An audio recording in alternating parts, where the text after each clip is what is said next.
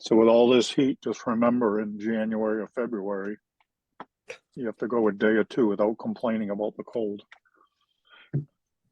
I love this heat. Okay with it.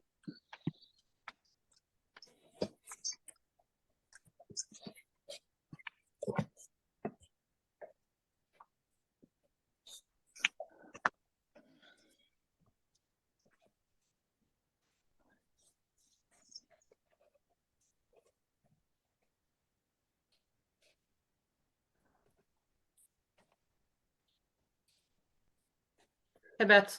Hey, Ron. Hey, Jennifer.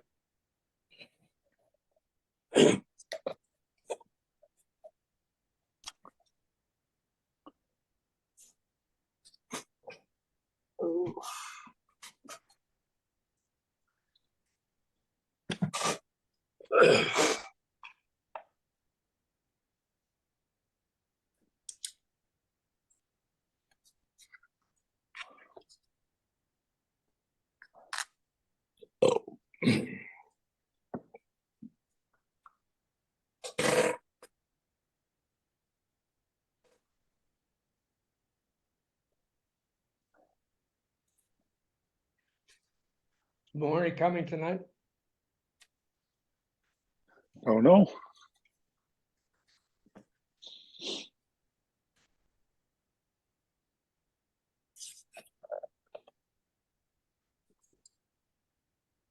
Thought I had.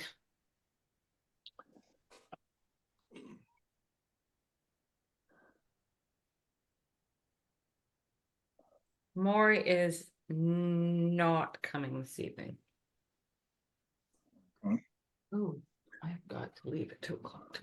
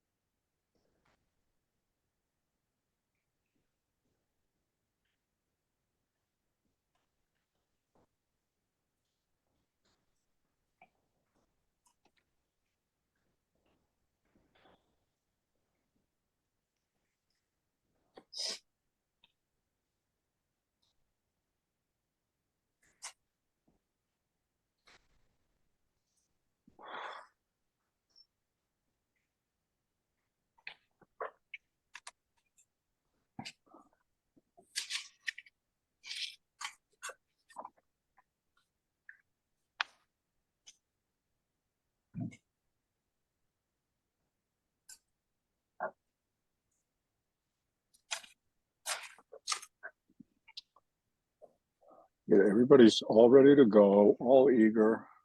I don't know about that.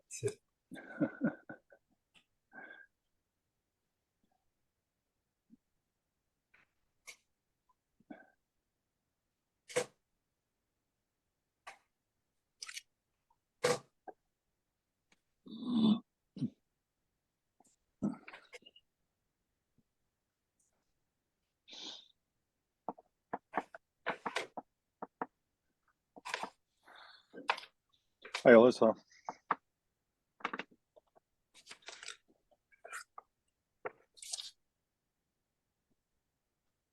All right, you guys ready? Let's go. Let the fun and games begin.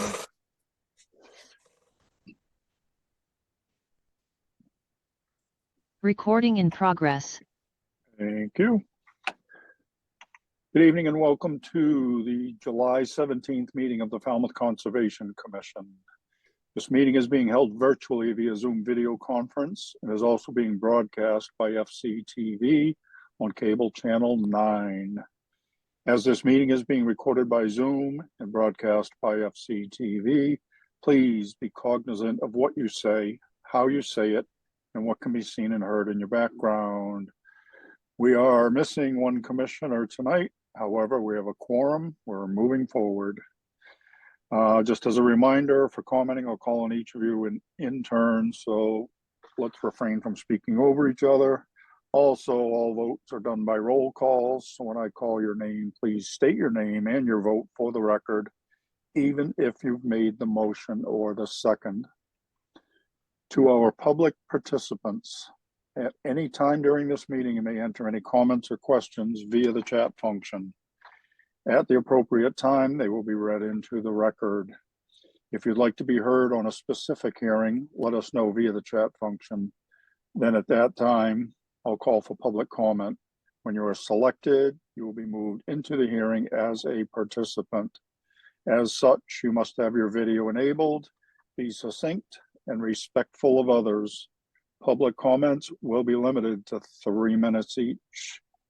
Regarding RDAs, under a request for determination of applicability, the applicant is asking the commission to determine if the provisions of the Massachusetts Wetlands Protection Act and/or the Falmouth Wetlands Bylaw apply to their proposed project. A negative determination is that the provisions of the Act and/or the bylaw do not apply. Therefore, the project may proceed as proposed. However, a positive determination means that the provisions of the Act and/or the bylaw do in fact apply and/or may require some conditions. Therefore, the project would require a notice of intent application. So when as an applicant, you kind of want to hear a negative determination. And for the benefit of anyone waiting for a particular hearing tonight, and so that you're not waiting unnecessarily, the following hearings, excuse me, are expected to be continued. 96 Waterside Drive, 134 Minot Road, and 59 Sandpoint Shores Drive. All right, first up, I'm starting with other business. Why? Because I can. So Monday night, the Board of Selectmen voted to name the Coonamessett River Overlook in the name of our colleague, Betsy Gladfelter. As you know, she's been the driving force behind that project. So there's nobody more deserving than Betsy. So Betsy, congratulations. Congratulations, Betsy. Here, here. Thanks going, Betsy. Thanks all. Hmm. All right, you can do your speech later. All right. Next up is a request for a continuance under a notice of intent. Frank Siaka, 96 Waterside Drive, North Falmouth, Mass, for permission to remove an unpermitted patio, construct a deck, install a fence, and install mitigation and restoration plantings. Jen. Yes, Mr. Chairman, the applicant is requesting a continuance until, oh, I just had it right in front of me. July 31st. Oh, Bird, so moved. Driscoll second. All right, we have a motion and a second to continue this hearing until July 31st. Questions or comments? Any reason for the, They didn't stake the site, Courtney. okay, thank you. Not a problem. All right, we're voting on the continuance. Betsy, Gladfelter, aye. Courtney, Bird, aye. Matthews, aye, Kevin, O'Brien, aye. Ron, Driscoll, aye. and Steve. Aye. It is unanimous. We have continued that hearing until July 31st. Next request for continuance, Stephen Fuhrer, R&B Development LLC, 134 Minot Road. Falmouth, Mass. For permission to repair and expand the existing riprap revetment and to conduct beach and dune nourishment. Jen, Yes, Mr. Chairman, the applicant is requesting a continuance until August 28th. Bird, so move. Reason? We're meeting them out on site. There may be a redesign of the project and we're not quite sure, Courtney. But the Okay. staff has some concerns with the project and we're trying to meet with the representative to iron those out before it comes to you. Okay, thank you. Driscoll second. thank you. We have a motion and a second to continue this until August 28th. Questions or comments? All right, we're voting on the continuance. Betsy, Gladfelter, aye. Courtney, Bird, aye. Matthews, aye. Kevin, O'Brien, aye. Ron, Driscoll, aye. Steve. Aye. It is unanimous. We have continued that hearing until August 28th. Next up is a request for a continuance under an enforcement order. Richard and Mary Denicola, 59 Sandpoint Shores Drive, East Falmouth, Mass. Unpermitted clearing and construction of a retaining wall within the buffer to a wetland. Ken, I'm going to kick this one over to Alyssa. like I said, Alyssa? The staff is recommending a continuance until July 31st, so it falls on the same night as the abutting properties continued enforcement hearing. Makes sense. Bird, so move. Driscoll second. All right, we have a motion and a second to continue this until July 31st. Questions or comments? We're voting on the continuance. Betsy, Gladfelter, aye. Courtney, Bird, aye. Matthews, aye. Kevin, O'Brien, aye. Ron, Driscoll, aye. Steve? Patton, aye. It is unanimous. We have continued this enforcement order until July 31st. Which brings us to requests for determination of applicability. Annalisa Micheli, 16 Whittemore Avenue, Falmouth, Mass. For permission to remove an existing front porch, steps and walkway, and to construct a covered porch, steps and stone wall. Alyssa, The applicant has requested a continuance until August 7th. Bird, so move. And the reason? There are a couple unpermitted features on the property that the representative has not been able to get in touch with the homeowner about. This may eventually not move forward under an RDA, but we don't know yet. Okay, sounds good. Bird, Driscoll, bird, Driscoll so move. second. thank you. All right, we have a motion and a second to continue this RDA until August 7th. Questions or comments? We're voting on the continuance. Betsy, Gladfelter, aye. Courtney, Bird, aye. Matthews, aye. Kevin, O'Brien, aye. Ron, Driscoll, aye. Steve. Patton, aye. It is unanimous. We have continued this RDA until August 7th. Next up, Jean Pagani, 30 Foster Road, East Falmouth, Mass. For permission to construct a workshop building and conduct the associated site work and utility installation. Alyssa, Staff recommends a -3 under the state and a -2 under the bylaw. Resource area boundaries are not confirmed.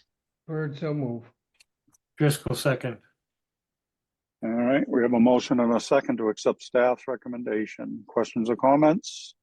We're voting to accept staff's recommendation. Betsy, Gladfelter, aye. Courtney, Bird, aye. Matthews, aye. Kevin, O'Brien, aye. Ron, Driscoll, aye. Steve. Patton, aye. It is unanimous. We have accepted staff's recommendation. Thank you to the staff. Next up are requests for a hearing under notice of intent. All hearings of the Falmouth Conservation Commission are held simultaneously under the authorities of the Massachusetts Wetlands Protection Act and the Falmouth Wetlands Bylaw. Although a single decision of the commission is issued, it represents a separate decision under each authority. As a reminder, public commenting is limited to 3 minutes. So I encourage you to stay within the purview of this board, which are the rules and regulations of the Wetlands Protection Act and the Wetlands Bylaw and how they pertain to a particular application. The chair reserves the right to stop any commenting that is disparaging or inconsequential to the hearing. First up has been previously continued, brings us to Richard C. Barrett, trustee. Richard C. Barrett Revocable Trust, number 3, Childs River Road, East Falmouth, Mass, for permission to install a vinyl sheet piling bulkhead behind a failing timber retaining wall. Jen, should this be opened with the next one? You can Or open them simultaneously if you'd like, but I would close them separately. It really All right, doesn't matter.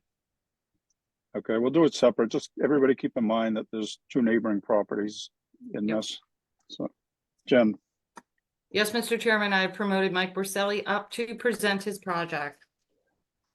Mr. Borselli, you're up, sir.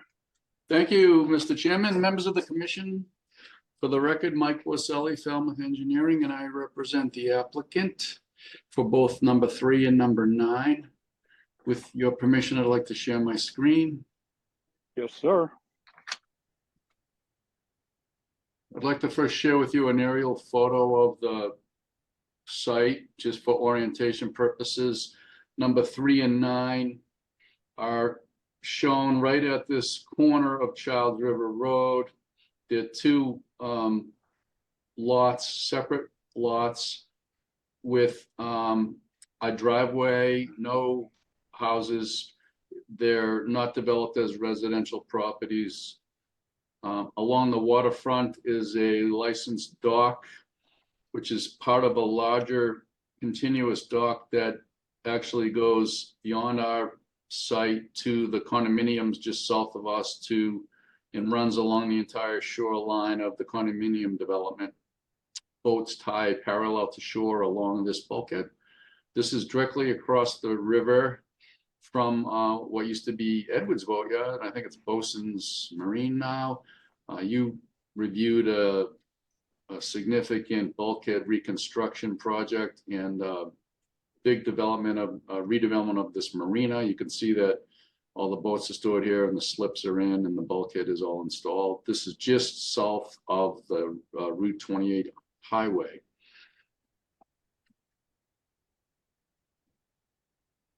Now I'm going to share my plan.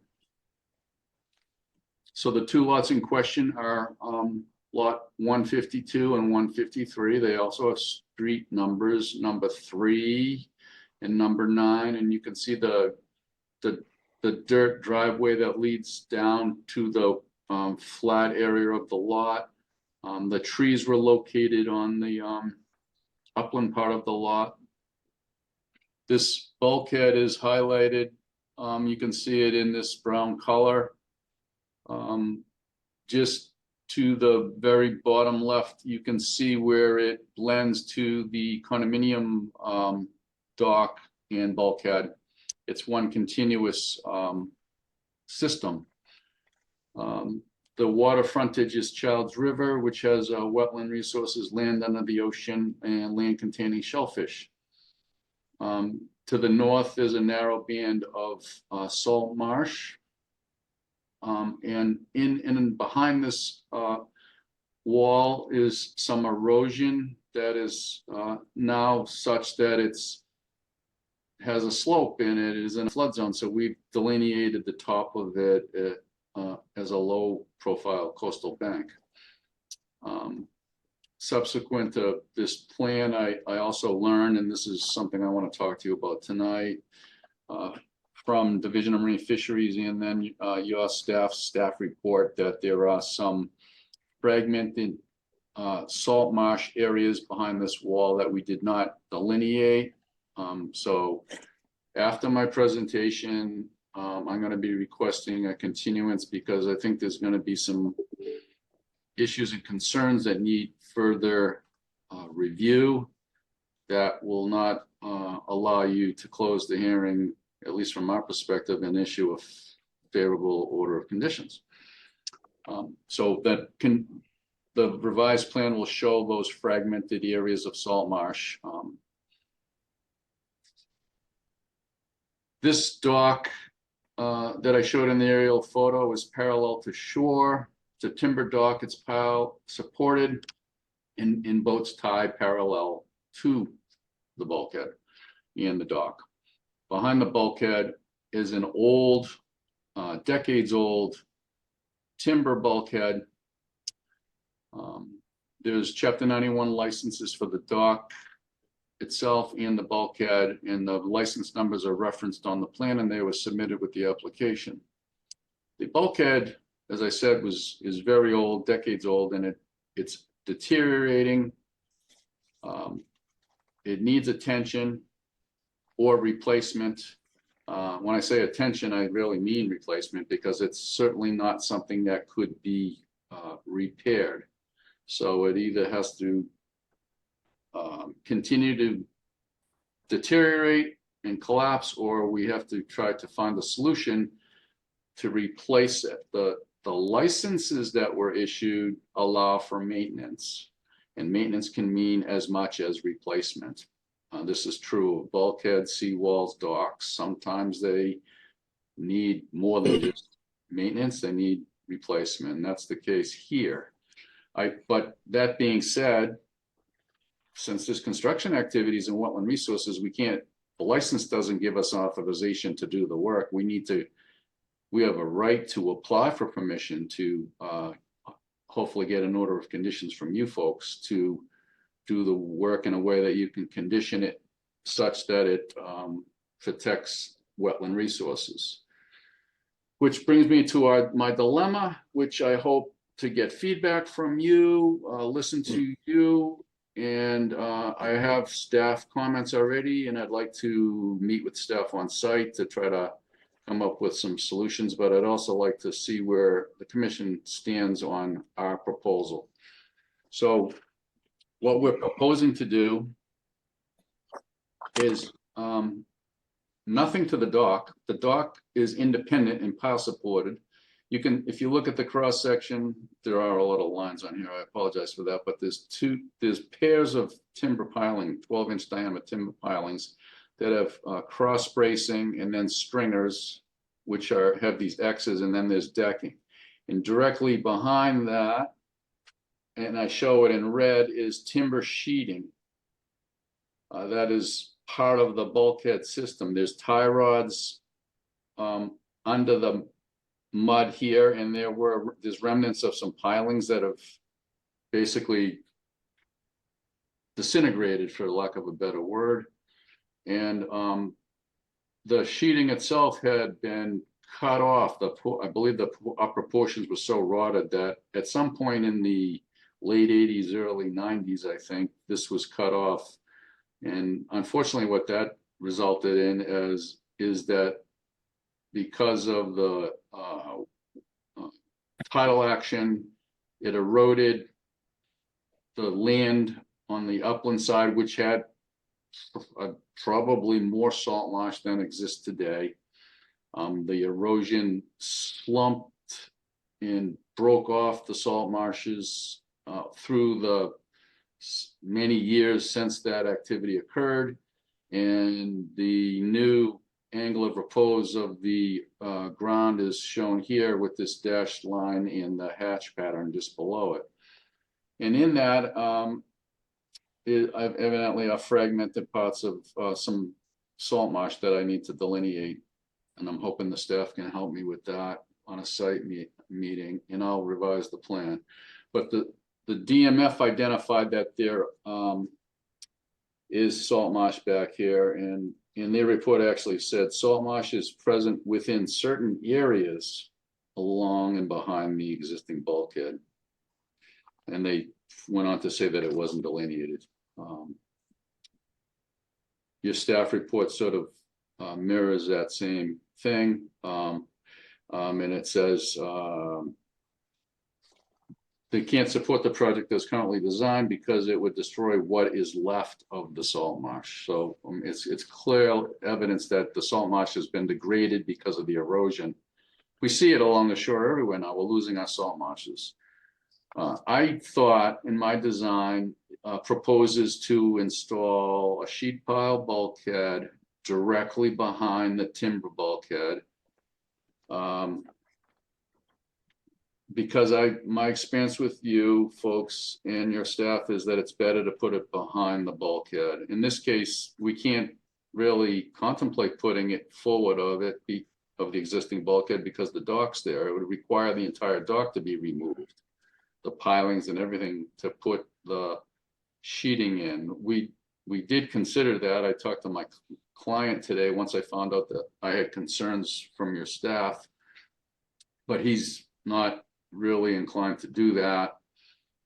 So there really were three choices: move it seaward of the bulkhead, which I don't think is viable, behind the bulkhead, which I don't think staff thinks viable, and I'm not disagreeing. I want to maybe look at it closer with your staff to see. And the third option would be to remove the timber that exists, if we can, and that's a big if. I don't know, by vibrating it out, it's probably very degraded and it might break off if we try to pull it out. It might be more invasive to try to pull it out. And I guess then the other option is to do nothing, which would result in just more of the upland eroding and whatever's left of the salt marsh to be completely eroded away. We had, once we got the staff comments and realized there was some fragmented salt marsh areas that were protectable, we contemplated the idea of, if you were inclined to allow this bulkhead to be installed where I'm proposing it, that we could reestablish salt marsh behind the new bulkhead. So we'd end up with a more robust, wide, continuous band of new salt marsh, if that's even a viable solution. And I know of projects where salt marsh has been developed and reestablished on the shoreline. The salt water source to keep the salt marsh vegetation alive, because it needs salt water intrusion, would occur by the introduction of weep holes in the bulkhead, so that as the tide rises and falls, there would be salt water that was able to feed the salt marsh vegetation. But we'd have to look into that more. Your staff was concerned about destruction of the salt marsh that is currently there, or what remains of it. And I totally understand that and not disagreeing. I just need to look at it in more detail. So that's my dilemma. I don't know if there's a viable solution. I'm hoping that we can come up with one that results in a better situation than what currently exists on site, which is not a good situation at all. And that's the presentation.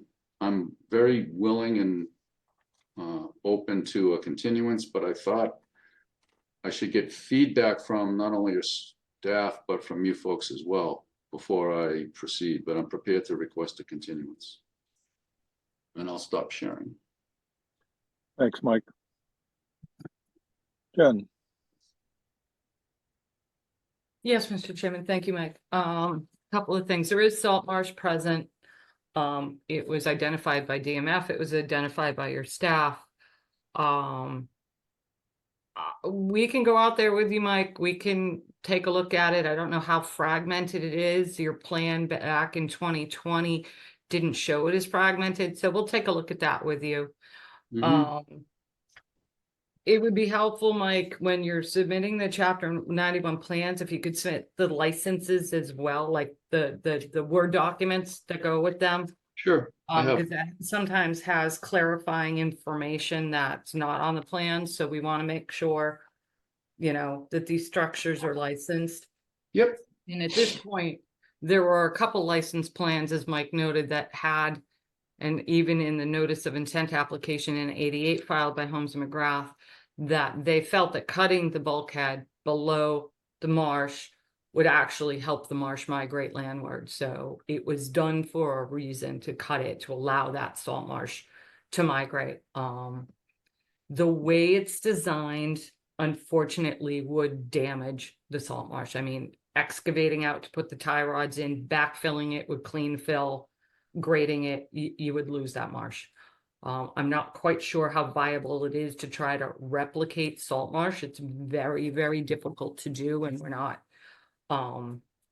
There's only been like 2 pilot projects in Falmouth that have tried that, and I'm not at this point ready to say that they are a success or not a success. One of them hasn't even been constructed yet. So we're looking at the one down on Pine Bank that they tried to establish a cobble high marsh.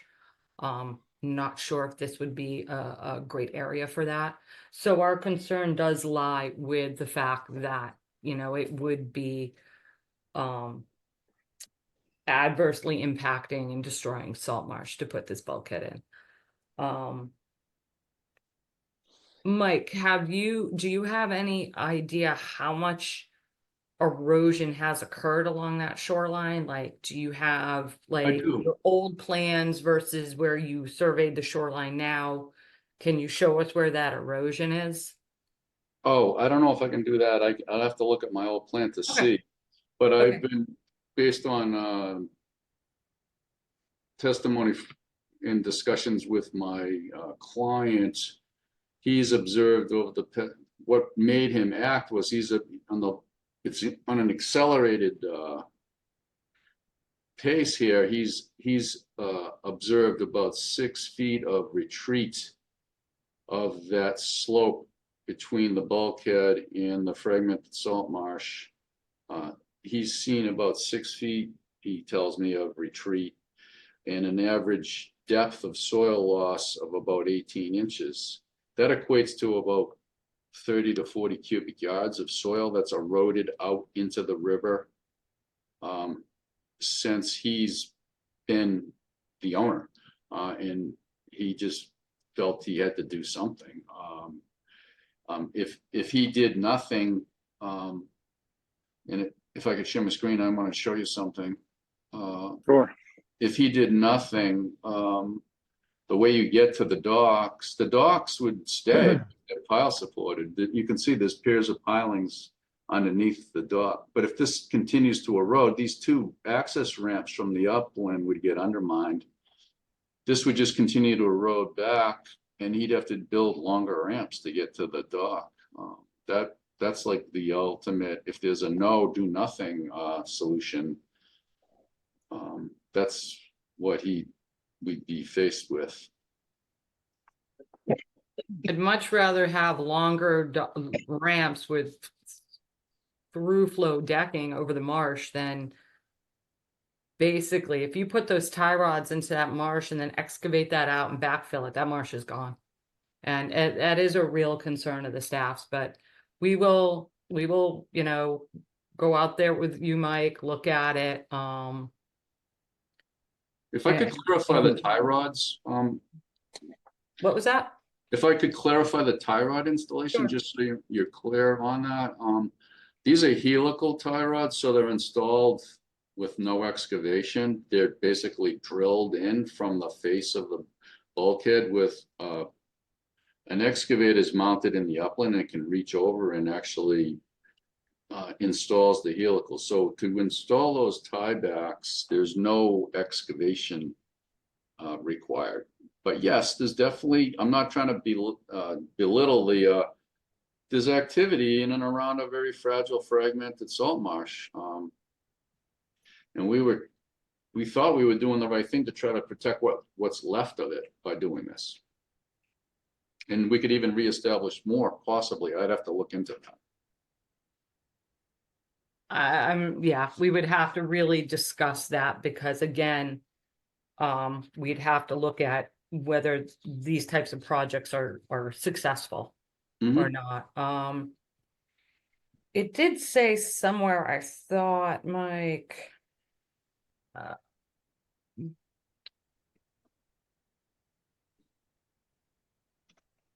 So even if the helical piles are drilled in, you're still backfilling onto the marsh.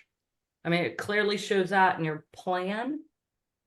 Yeah, And you're clearly referring to stated this in the cross section. narrative, so, You're referring to this cross section, so. yeah, I'm referring so to the cross section. I get what you're saying, clean granular soil Yeah. backfill. This would have to be treated differently. You'd have to prepare, this backfill would have to be like the bedding or the preparation soil media appropriate to reestablish salt marsh behind the bulkhead. So that would be. Yeah, again, that- I'm not, yeah, I Well, mean, that would be a big change. That would be a big revision that we propose based on the comments we received this week. yeah, I understand that, Mike. I think there just has to be a lot more thought into going into this because it's making me really uncomfortable. We've never seen a project like this, putting a bulkhead, like bisecting a salt marsh, trying to reestablish salt marsh. It just, it's a lot. So we would want you to, obviously, we have to go out, or you have to go out, redelineate that salt marsh. Yep. Find out where the square footage is. I mean, again, the 1998 plan and notice of intent narrative specifically said the best thing to do at the time was to cut the bulkhead down to allow the marsh to migrate. So with that, I'd like to,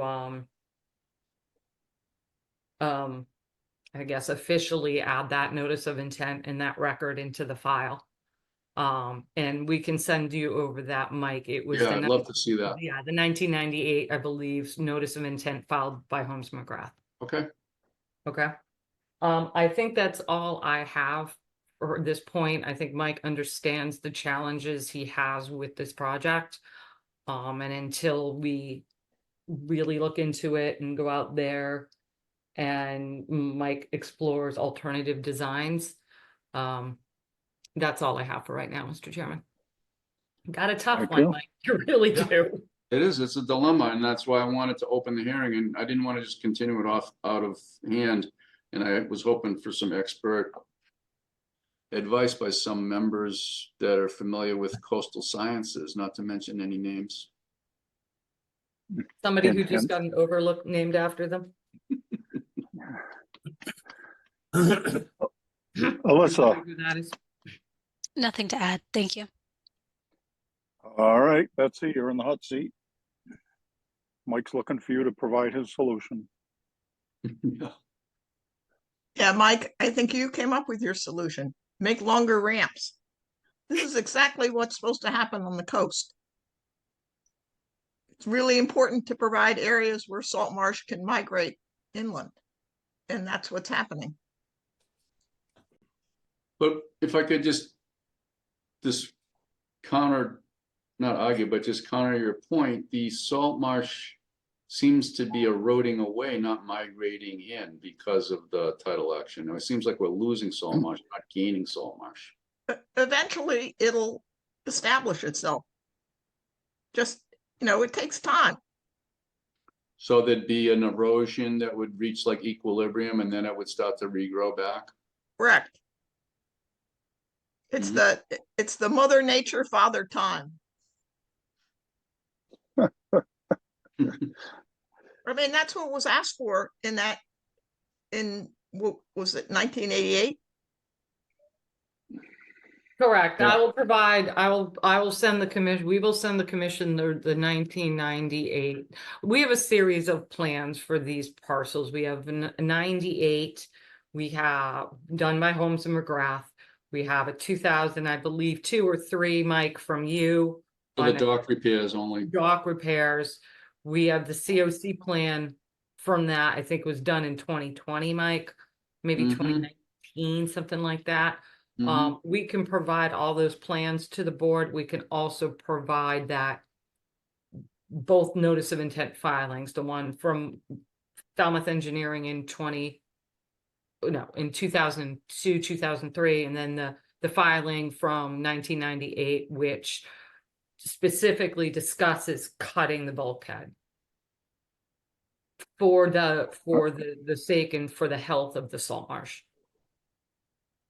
So I just want to reiterate that when you think back to our regulations and you think about the A zones, the reason the salt marsh A zone is 100 feet is, not to say that one resource is more important than another, but salt marshes are one of our most critical marine resources.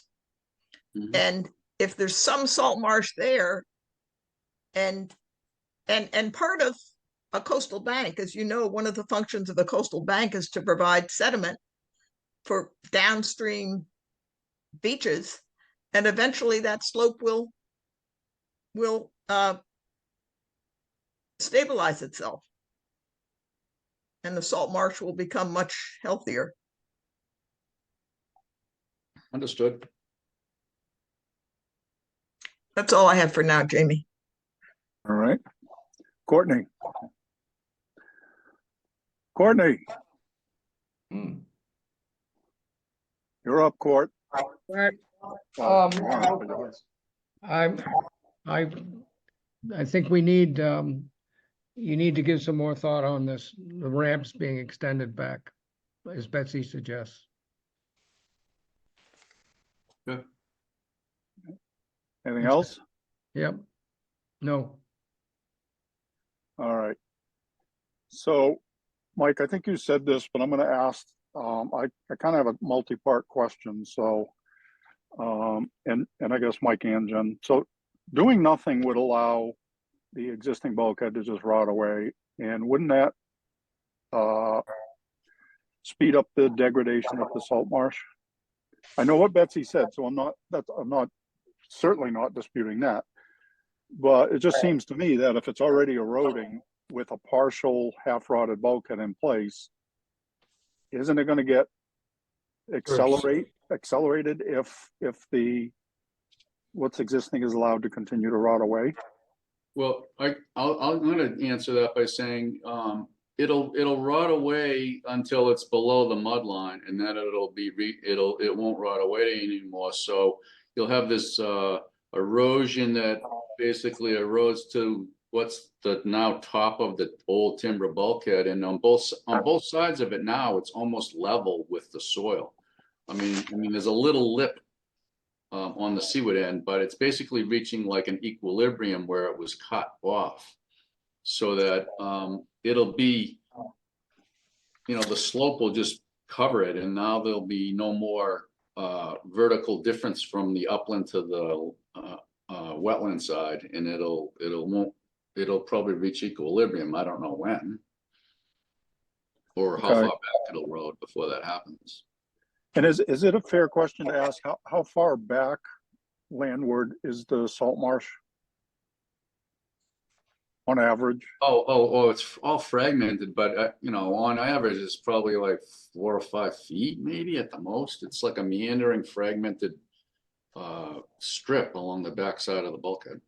We're gonna need it delineated, Jamie. Okay. So with it, I know this is off the wall, but we're all putting the new Bulkhead. okay, thank you.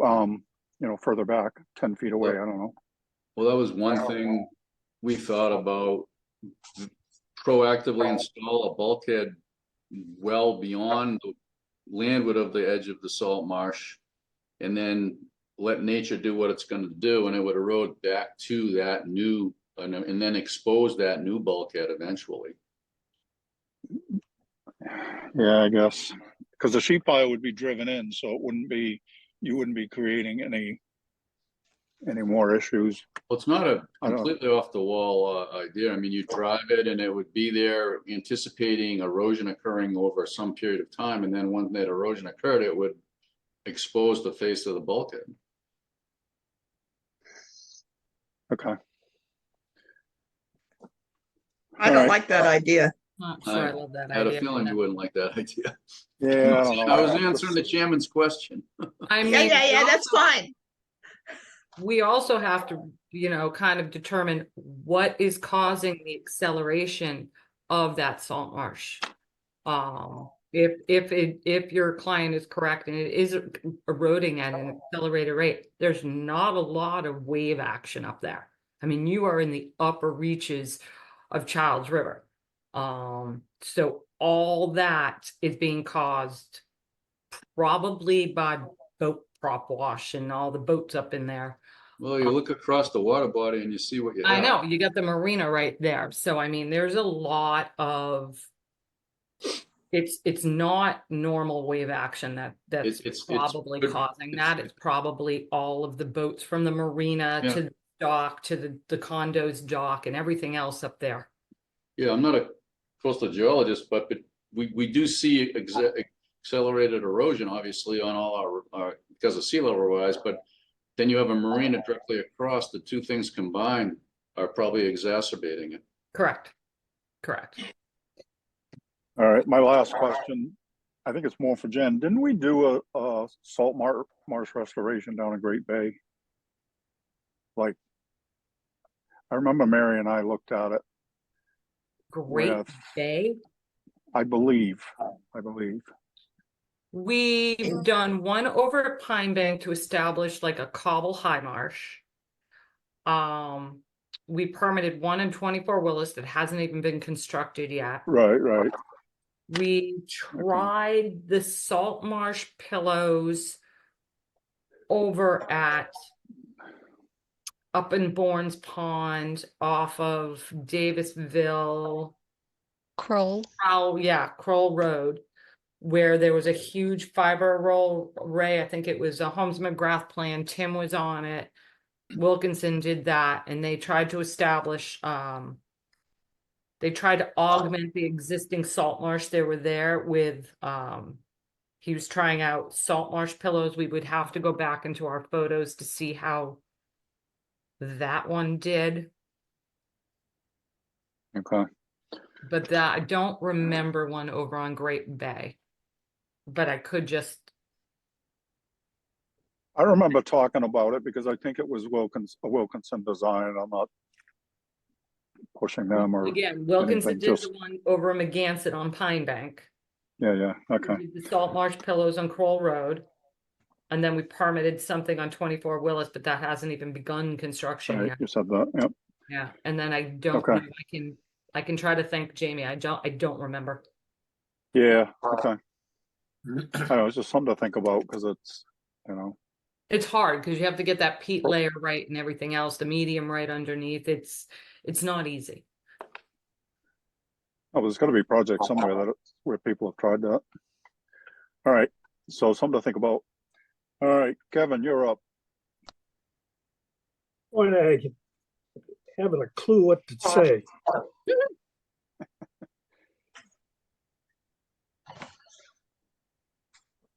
All right. Ron. Yeah, I just want to thank Mike for the term erosion equilibrium. Sounds nice. That's all. That's all. Thank you. Steve. I'm just enjoying the conversation here. Thank you. All right, Jen, is there anything in the public chat function, please? Not regarding this project, Mr. Chairman. All right. Anything anybody want to add at this point? All right, Mike, sounds like you got some homework to do. Yeah, I'd like to request a continuance to August 21st, Mr. Chairman. Bird, so move. Driscoll second. Is that available, Jen? That is available. I was just checking. All righty. So we have a motion and a second to continue this hearing until August 21st. Questions or comments? We're voting on the continuance. Betsy, Gladfelter, aye. Courtney, Bird, aye. Matthews, aye. Kevin, O'Brien, aye. Ron, Driscoll, aye. Steve. No. It is unanimous. We have continued this until August 21st. All right, thank you very much for your feedback. And we'll see you soon. All right, we're gonna do number 9, but we're just gonna Oh, jump right to the sorry. continuance, I think, but Yeah. just for the record, we have to open it. So 9 Childs River LLC, 9 Childs River Road, East Falmouth, Mass. For permission to install a vinyl sheet piling bulkhead behind a failing timber retaining wall. So this is the same as number 3, so everybody recognizes. Do I have So to say everything all over again? no. can we put the and- record? and Please Can we put- don't. Put the record for number 3 into number 9? Jen? Yes, we can put the record for number 3 into number 9. We'll put the record for the 1998 record into, which one are we on now? 9. 9. 9. Yes, that's fine. All right, so maybe next time we'll open them both and then we'll Okay. close them separately. I don't know. Okay. I mean, trying to be efficient, but we want to meet all regulatory stuff. Courtney? I'll make a motion to continue this to the, Well, he hasn't requested a first of continuance August. yet, so hold your horses. Mr. Boselli, you have a request for us? Yes, I'd like to request this application as well to August 20, request a continuance to August 21st. Heard, so move. All right, and for the record, Jen, I'm going to ask you, is there anything in the public chat function?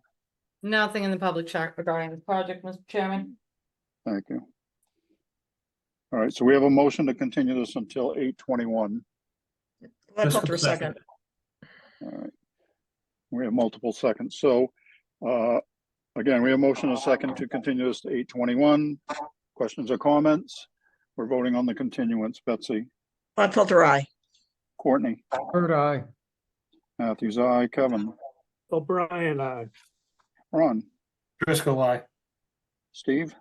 No, All right, it's unanimous. We've continued this until 8:21. Sorry, that was kind of cumbersome. I'll try to clean it up next time, but we're good officially, I think. Thank you. It was clear to me. Thank you. Thanks, Mike. See you next time. Like it or not. Bye. All right.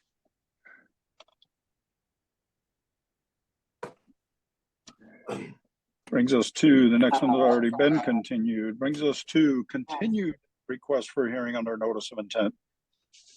Paul G. Panarillo and Jane Panarillo, 30 Uncantina North, West Falmouth, Mass. For permission to stabilize an eroding coastal bank and to reinstall previously required mitigation. Jen?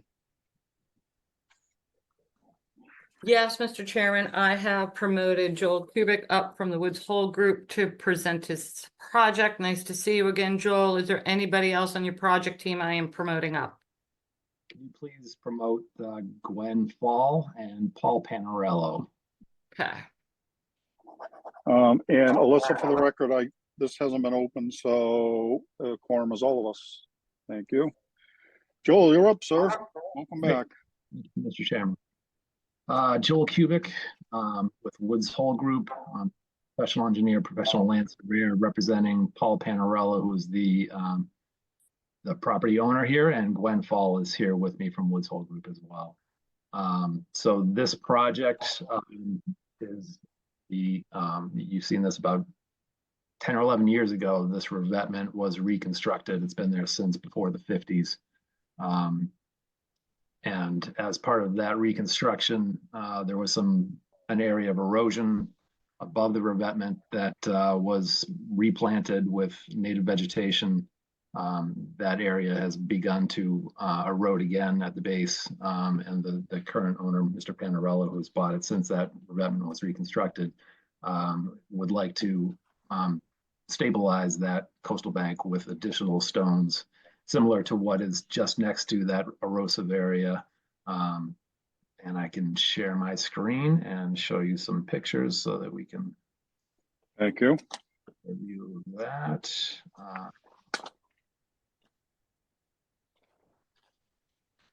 So this is in West Falmouth over by Old Silver Beach, up in the hills here of Katina, number 30. A little closer view showing the property lines from town GIS. There's an existing stone groin again that was existed prior to the 50s. And this revetment, there's several other groins along neighbors' properties here as well. Looking from that groin back at the house here, you can see the subject house up above on the top of this bluff, this steep coastal bank. There's this rebuilt revetment, coastal beach out front. So there's a flat cap on that revetment. And down this lower picture, you can see this next level of coastal stabilization from these additional stones. And then that ends, and there's this area of erosion. You'll also notice over on the neighbor's property, there's a tall vertical mortared stone wall. So this is the end of the second tier of revetment stones. Here's the cap and this area of erosion. You can notice some of the irrigation line from when they did stabilize this area and replant it when that 10 or 11 years ago when this work was done. So what we're proposing to do is follow along this area of erosion, and here's the general layout, but fill in this eroded area with 1 to 2 ton stones, some bedding stones, filter fabric similar to what type of construction they used for the revetment itself. These are somewhat smaller stones, but again, matching what is already existing just to the north on this property to mimic that work. In addition to that, there was an area of native vegetation that was restoration area that was is now hydrangeas, and staff noticed that was supposed to be the native vegetation as mitigation plantings for the previous work. So part of this proposal is all reestablish that area with the proper plants. And staff and myself met with a neighbor out there weeks ago and discussed some concerns. I think we addressed most of her concerns, one of which was that waves would hit this area. Bring this picture over for you. So this is kind of a southwest to northeast facing slope in this area. So you'll see that most of the winds and the strongest and most occurring winds and longest fetches are actually from the west and northwest directions, which would push water against that vertical stone wall next door and towards this property if they were to go up and over the existing revetment stones in front of those properties. The rose isn't up. It's still the locust. Oh, okay. Stop sharing and I'll reshare the monitor rather than. There we go. Thank you for that, Glenn. Now you see it. So here's number 30. These give you an even better kind of overview of what we're looking at going out across Buzzards Bay. These open lines, long fetches are coming from this west-northwest direction, whereas anything coming from the north at this property here are less than a half a mile. So they don't have the chance, and it's also shallow water, so they don't really build much of a force going against this area of erosion. But there is erosion still continuing, and we'd like to stabilize it before it becomes as extensive as it used to be prior to the restoration that was done. So with that, I will open it up for any questions.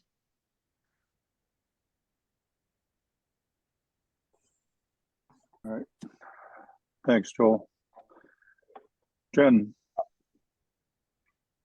Yes, Joel, can you stop sharing, Joel? Yes. Thank you. Can you address some of the points in the staff report for us, like why is the house labeled approximate? So originally, when we went out there, we weren't, obviously this work is down at the along the coast, down at the bottom of the coastal bank. So we had limited our survey to that area before we realized that we had to include all the upper area because of the mitigation plantings. So we didn't fully survey the house when we first went out there. After we had to expand on that survey to show all the additional area within the 75 and the 25 zone A and zone B, that was locked down better. Okay. There may be some additional mitigation for that gravel area next to the house. We're gonna have to look at that. Working my way down to the wall. Okay. Okay, so Sorry, Jen, which gravel area you? the crushed stone area on the east property line, Okay. I think it was point number 2 on the revised staff reports, so we'll need to look at that. There are some concerns about the wall, Joel, so I think the abutters' concern is the fact that they've provided us with plans that mortared wall has a footing that appears to extend onto 30 Uncatina.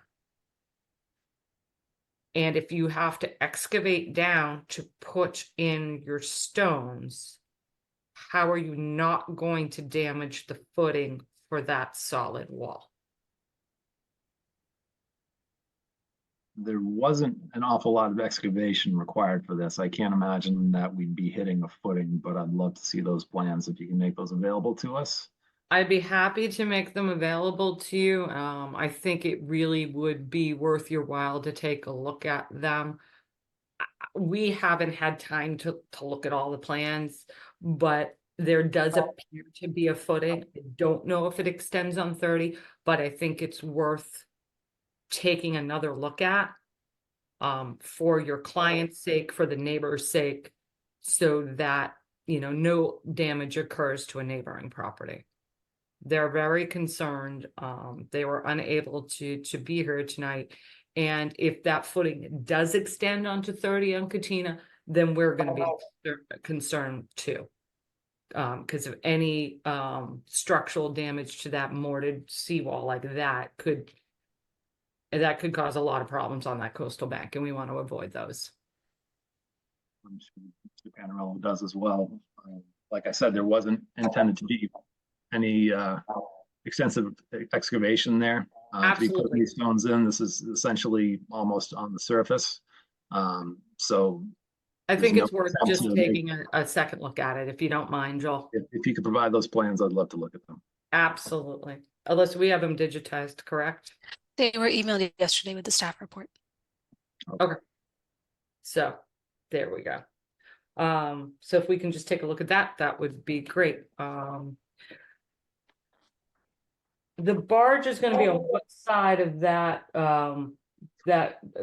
groin jetty that you have it on the east, I guess the east side? The northeast side, yeah. Are you going to be able to reach and do all your excavation with the barge over that side? There is a ramp off of that barge as described. Yeah, okay. So you're just gonna come on and come right onto the top of the wall. Very similar to how they actually reconstructed the wall. You reconstructed it, okay.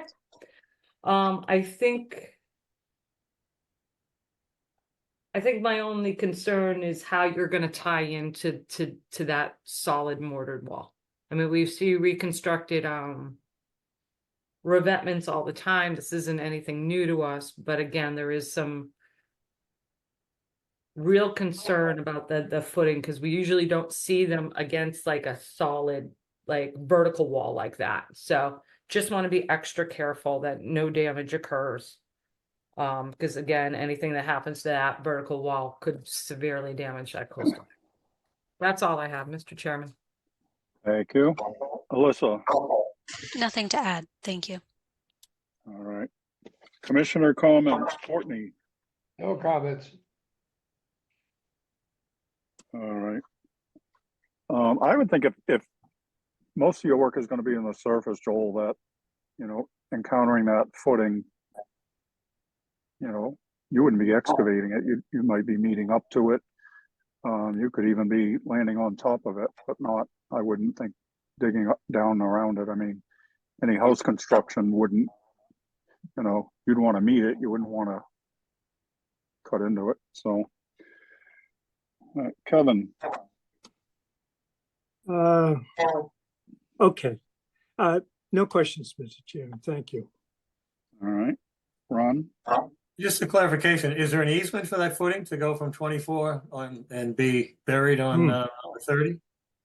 Or do they just do it? We're gonna have to look at the project plans, Ron, and I have no idea those things were constructed decades ago. So It's who not knows? recorded at the registry. These are land court purposes, and then there's no easement recorded on it, but, Yeah, I would think they just did it. I think there is also some concern because we have multiple surveys of these this property line, and the There are wall, differences. it appears the wall extends on to 30, by some feet on one plan, by a different, linear footage on a different plan.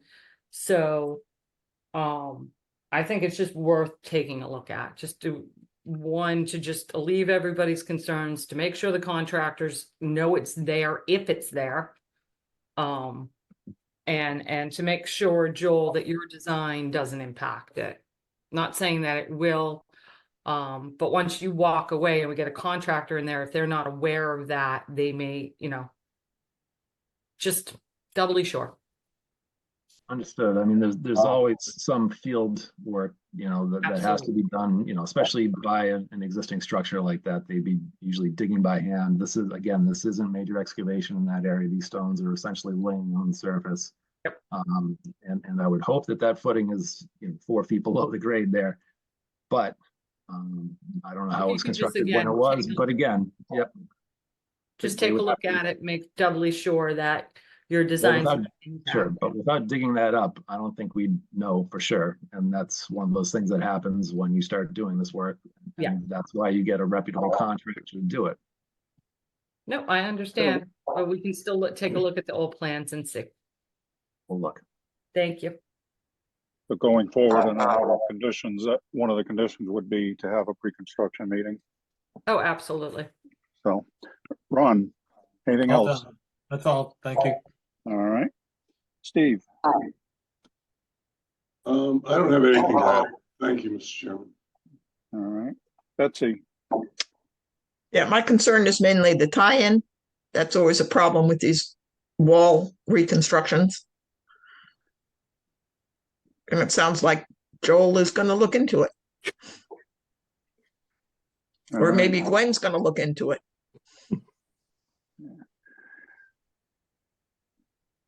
All right, you good? Yeah, that's all. Thank you, Jamie. All right. Jen, is there anything in the public chat function, please? Nothing in the public chat regarding this project, Mr. Chairman. All right. Gwen, is there anything you'd like to add at this point? Not at this point. All right. Mr. Panarello, do you have anything you'd like to add? All right. What are you thinking, folks? Joel, how much time do you need, do you think, to look at this?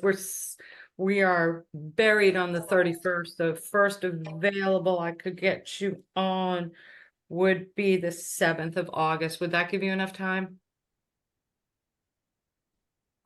yes, it would. Okay. I have this, we're not meeting the 14th, so it would either be the 7th of August or the 21st. 7th is fine. Okay, perfect. Thank you, Joel. Is that the an request- official request, sir? Yes, At the- continue to August 7th. At the request of the applicant, I make a motion to continue this to August 7th. Bird, so move. Second. All right. We have a motion and a second to continue this hearing until August 7th. Last call, questions or comments? We're voting on the continuance. Betsy, Gladfelter, aye. Courtney, Bird, aye. Matthews, aye. Kevin, O'Brien, Ron, Driscoll, aye. Steve? Patton, aye. It is unanimous. We have continued this hearing until August 7th. Thank you, Joel. Good to see Thank you. you, Joel. Bye. Good night.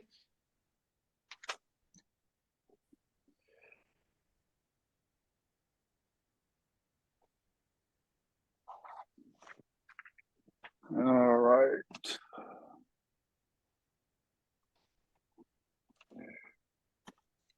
We are at requests to amend an existing order of conditions. Joyce Bach, Friends of Cedar Lake, Falmouth, Mass. Requests to amend the order of conditions for Mass DEP number 25-4940 to modify the previously approved herbicide residue sampling protocols. Jim. Yes, Mr. Chairman, I have promoted Keith Gazzelli up to present his request. Keith, are you with us?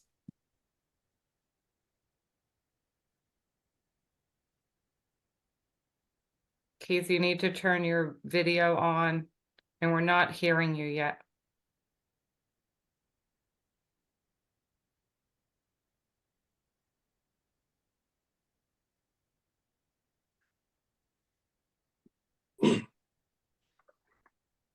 Keith, down on, I lost audio.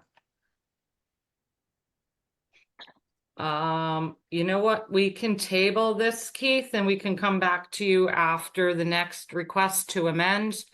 So why don't we do that, and you can repair your computer. So we will table this until Can you after hear the me now? next. Excuse me? Can Yes. you hear me? Yes, we can hear you. Turn your camera on, please. Yes. I'm working on that. Now it's not providing me the option to do that. If you go to the bottom, There we go. there you go. We see you and hear you, Keith. Thank you. Apologies. You're up, sir. Yes, so we, in fact, are requesting an amendment to the order of conditions for the aquatic vegetation control project at Cedar Lake. If you recall, the Division of Marine Fisheries, made recommendations for specific monitoring requirements that, in essence, required a vertical profile of herbicide residues. And essentially, that was going to require multiple sample collections at each of the 5 monitoring stations that had been established and required. And so the primary request here is to essentially modify that program to allow for just a single surface grab sample rather than a vertical profile. One, to mitigate the analytical costs associated with the project, but also we don't feel that it's necessary to monitor, to have that many different sample collections to accurately and adequately kind of monitor herbicide residues within the lake. Fluoridone, which is the active ingredient of sonar, it's highly water soluble, so it reaches kind of a homogeneous concentration throughout the treatment area, really within 24 hours after application. So the additional sample collections at various depth intervals was really probably going to be redundant. And so we reached out to the Division of Marine Fisheries staff, kind of explained this. They were agreeable and felt that surface grab samples would be sufficient to provide them the data they were looking for to monitor the project. And they have since submitted kind of revised comments to us in the commission.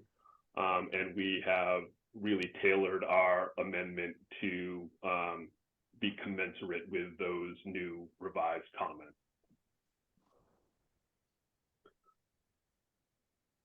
And so I think with that, I certainly would answer any questions or. Ken.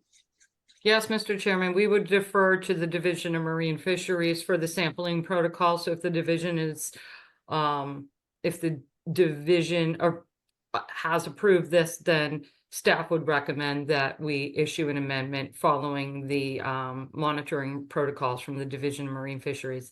And just so the board is aware, there's also, I believe they've reached out, she's reached out to you, Keith, that the division does have a doctorate student as well, monitoring out there independently or maybe with Solitude. I don't know, Keith, are you working with that student, or is she out there independently for DMF? Well, certainly independently, but we've been coordinating with her and been in contact. Perfect. Yeah. So DMF also has an independent, again, doctoral student out there monitoring for them. So I think we will have plenty of information coming out of both what Solitude does as well as DMF. Okay. Alyssa, No comments, thank you. all right. For simplicity, I'm just going to poll everyone. Betsy? For comments, that is. Yeah, I mean, I would certainly defer to DMF, but I'm not sure that I agree with you, Keith, that even though something might be water soluble, that how do you put this into the pond? We in essence inject it just below the surface, and then it mixes. At one spot. You inject it at one spot? No, we evenly apply it across the entire treatment area. Oh, okay. That's all, Jamie. All right. Courtney? So I'm comfortable, as long as TMF has got a protocol that they're comfortable with, I'm comfortable with that. Thank you. I concur. Kevin? Same opinion. Thank you, Mr. Chairman. All right. Ron? Steve, you just going to test for the residue, the fluorine residue. What's the turnaround time for that test in the laboratory? It's been about a week, historically. Yeah. That's it sort of doesn't help you if you put it in. If there's anything goes wrong, it's going to be too late. I mean, I guess, yes. I mean, I think that's true of really any of these projects. I mean, once you put it in, you can't take it out. But I mean, certainly the application is, dosed. Calculations are done accurately based on water volumes, and we're generally applying at a rate that is certainly well below kind of any maximum thresholds, both on the label and from the kind of Mass Department of Agriculture. So you're hoping to get non-detect. So you get 48 hours before, 24 hours before, and then 24 and 48 hours after the application. You expect to get non-detect on all 4 samples? Not after application, but certainly before application. We certainly want a concentration of herbicide to be in the pond, in this particular case, with this particular product, in the range of 60 days. So there are multiple applications that will occur at low doses to kind of maintain a lethal concentration to the target plants, in this case fanwort, for that period of time, because the herbicide really works very slowly. Yeah. And what it does is it stops carotenoid synthesis, and the plant's chlorophyll in essence degrades and they're unable to photosynthesize. So it really does take a long period of time. So we do want to maintain a measurable concentration. I think we're targeting 10 parts per billion in this case or below. So really low doses. And yes, we certainly do want to see concentrations post-treatment. Okay, and that was 10 parts per billion or 10 parts per million? Billion or million? Parts per billion. Billion, okay. Yep. All right, thank you, that's all. Steve? I'm comfortable with staff's recommendations. All right. Jen, is there anything in the public chat function, please? Nothing in the public chat regarding this project, Mr. Chairman. So I'll make a motion to close the hearing and take it under advisement. Bird second. All right, we have a motion and a second to close the hearing. Any other questions or comments? We're voting to close the hearing. Betsy? Gladfelter, aye. Courtney? Bird eye. Matthews, aye. Kevin? O'Brien, aye. Ron? Driscoll, aye. Steve? And It is unanimous. We have closed this hearing. Okay, Thank you, Keith. Thank you.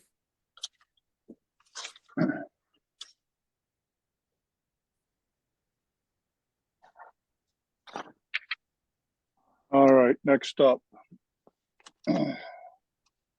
Woods Hole Oceanographic Institution, 86 Water Street, Woods Hole, Mass. Request to amend the order of conditions for Mass DEP number 25-4690 to reconfigure the bulkhead, modify the pile design, resign the new waterfront building, I think that word's incorrect, and incorporate minor modifications to the design of the small craft marina and robotics vehicle port. Jen. Yes, Mr. Chairman, I have promoted Dwight Dunk from Epsilon to present his project.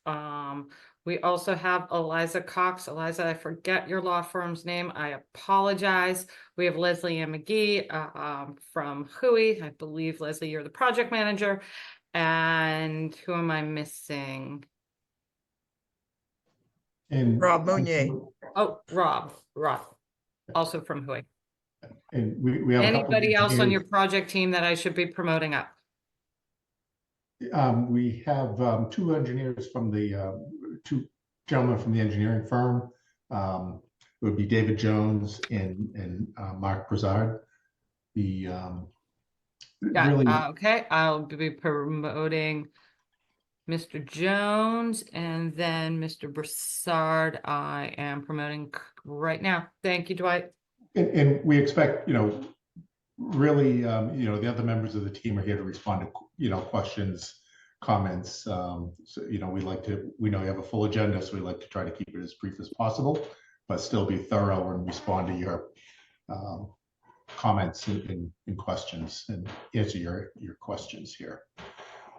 Thank you. Well, before you begin, Jamie, I have to recuse myself from this. Got it. Thank you. All right, the quorum is everybody else here tonight.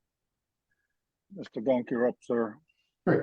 Thank you, members of the commission. I'm just going to share my screen. We have a brief PowerPoint presentation, just so we can Yes, sir. share everything with you. And hopefully you can all see that. And you Yes. can, okay, great. Obviously, this is just the intro slide. It's the amended order conditions request. We thank you for your time and attention tonight to hear this, and we know the commission thoroughly vetted and reviewed this project previously. The institution has been moving forward with the project and the design, and through that process has made some modifications to the project, which we think are all beneficial relative to the wetland resource areas and the compliance with the Wetlands Protection Act and the Falmouth Wetlands Bylaw. So we think all these modifications and this amendment request are moving in the right direction, so to speak.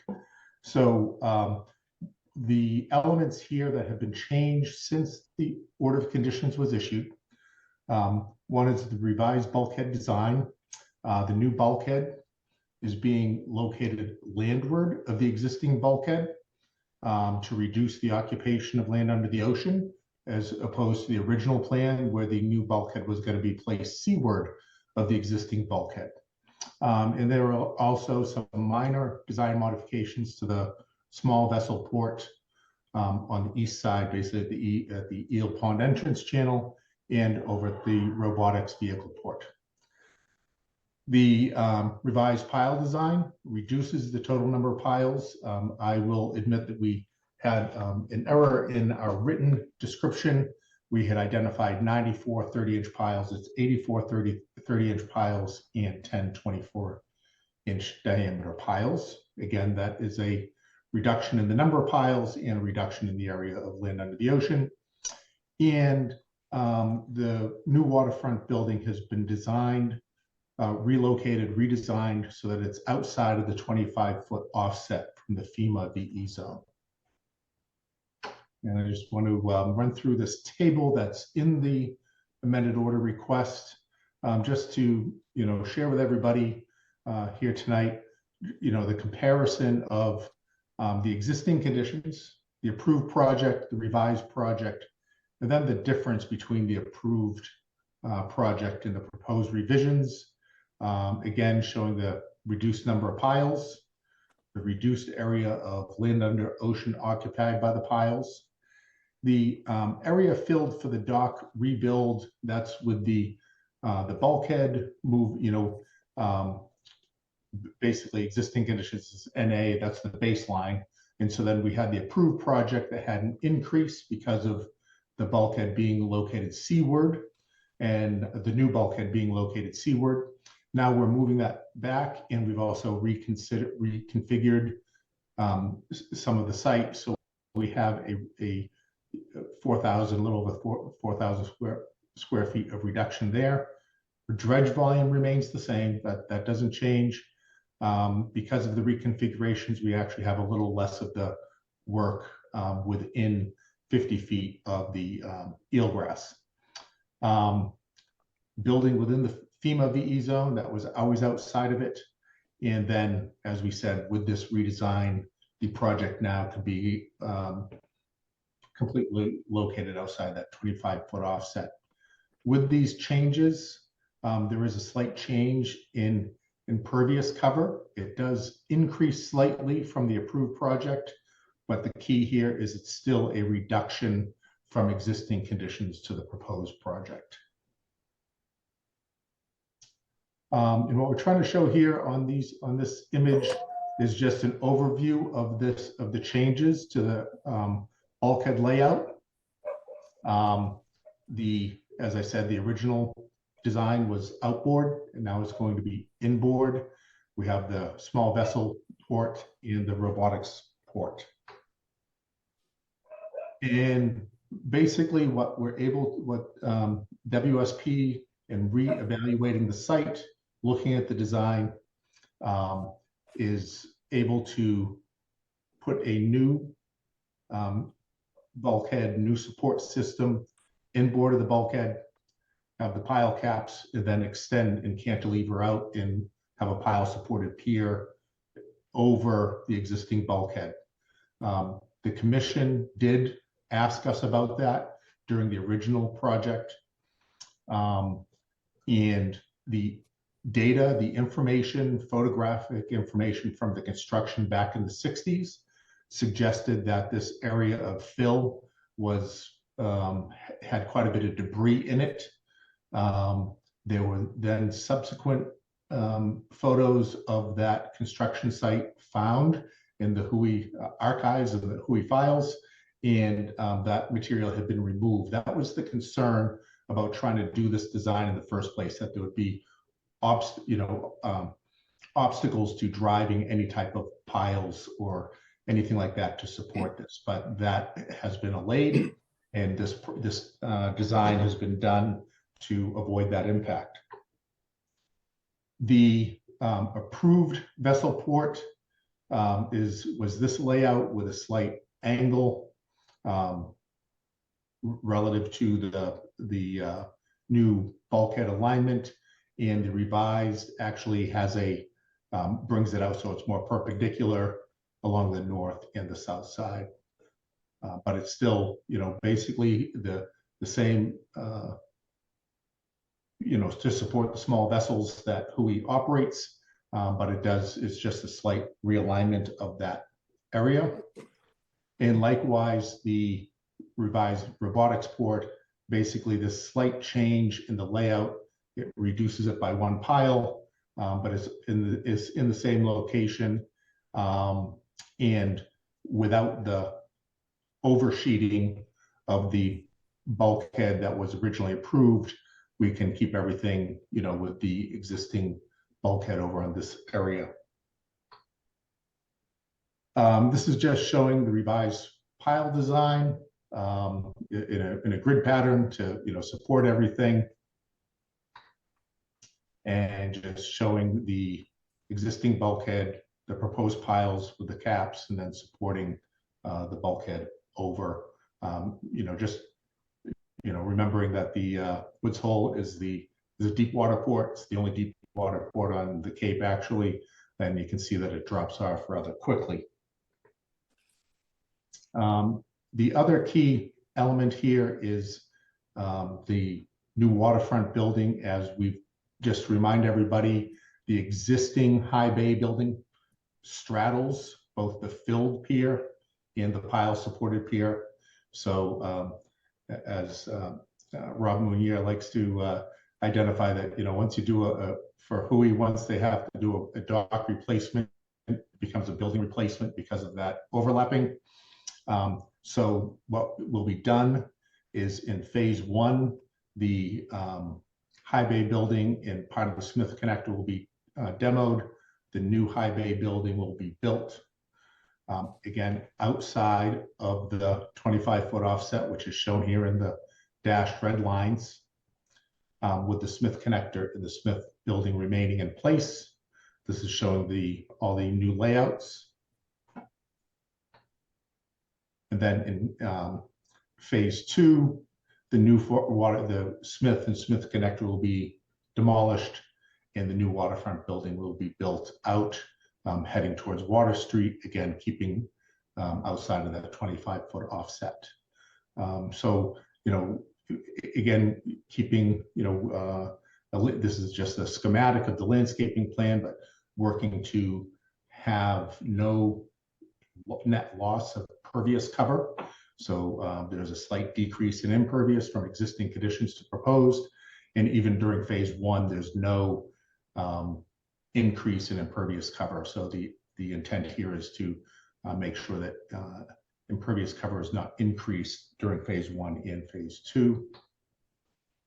And the new design will continue to comply with FEMA and with the Falmouth wetland regulations of keeping the project elevated above the flood zone, the AE zone of elevation 12 NABD.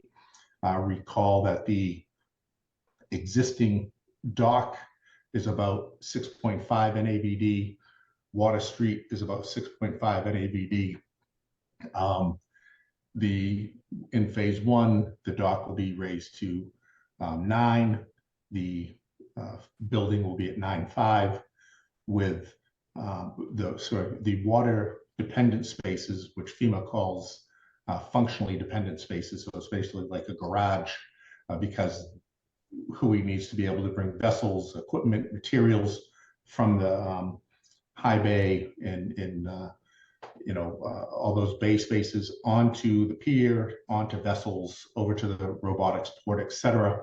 So those can be at the elevation of the pier, but all of the non-water dependent or non-functionally dependent uses will be elevated up above the 100-year floodplain. And then the dock and the site can be elevated again as proposed in the original conditions. So that element of the project remains. It's just a slight layout change. And so therefore we do respectfully request an amended order of conditions. The revised design, as when we talk, in layman's terms, is going in the right direction. It's reducing the impacts compared to the original approved project, and meeting the Falmouth offset. There's a couple of things that I would like to just add in addition to this PowerPoint. We did receive the staff comments this afternoon, and we appreciate getting those, and we would like to address some of those just briefly tonight verbally, because the project schedule is permitting is a critical path here for the project, so we want to keep things moving along. So the team really endeavored to address some of these comments tonight, so that we can answer some of these questions, at least verbally, with the commission and with the staff tonight. And one is that the flood zone and 25-foot velocity zone setback to be added that to G101.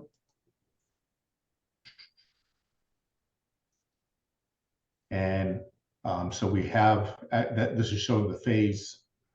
This is showing the full phase, the phase 2, with the building, the V zone, and the 25-foot, so that we included the architectural renderings, but we're showing this on the engineering drawings as well.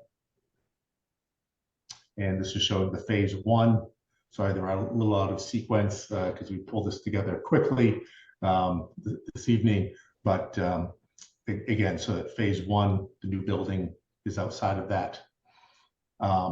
Another question was whether or not the donut fenders are to be removed from the wave screen, and the wave screen does not use donut fenders.